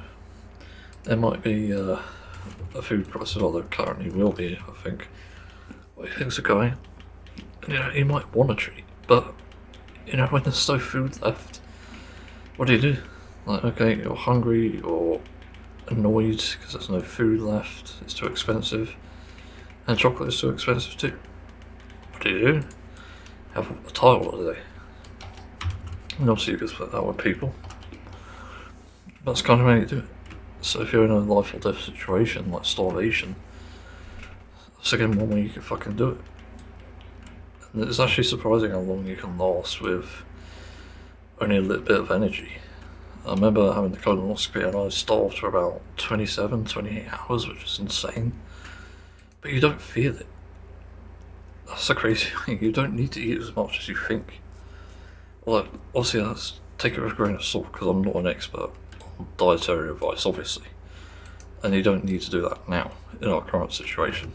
But there may be a point in the future where it's necessary. And obviously you should stock up on stuff like multivitamins and whatever, because you will need them. So it'll probably keep you from collapsing and stuff, although you maybe need some food with that to accompany it. Depends on what it is, because I think some interact with each other.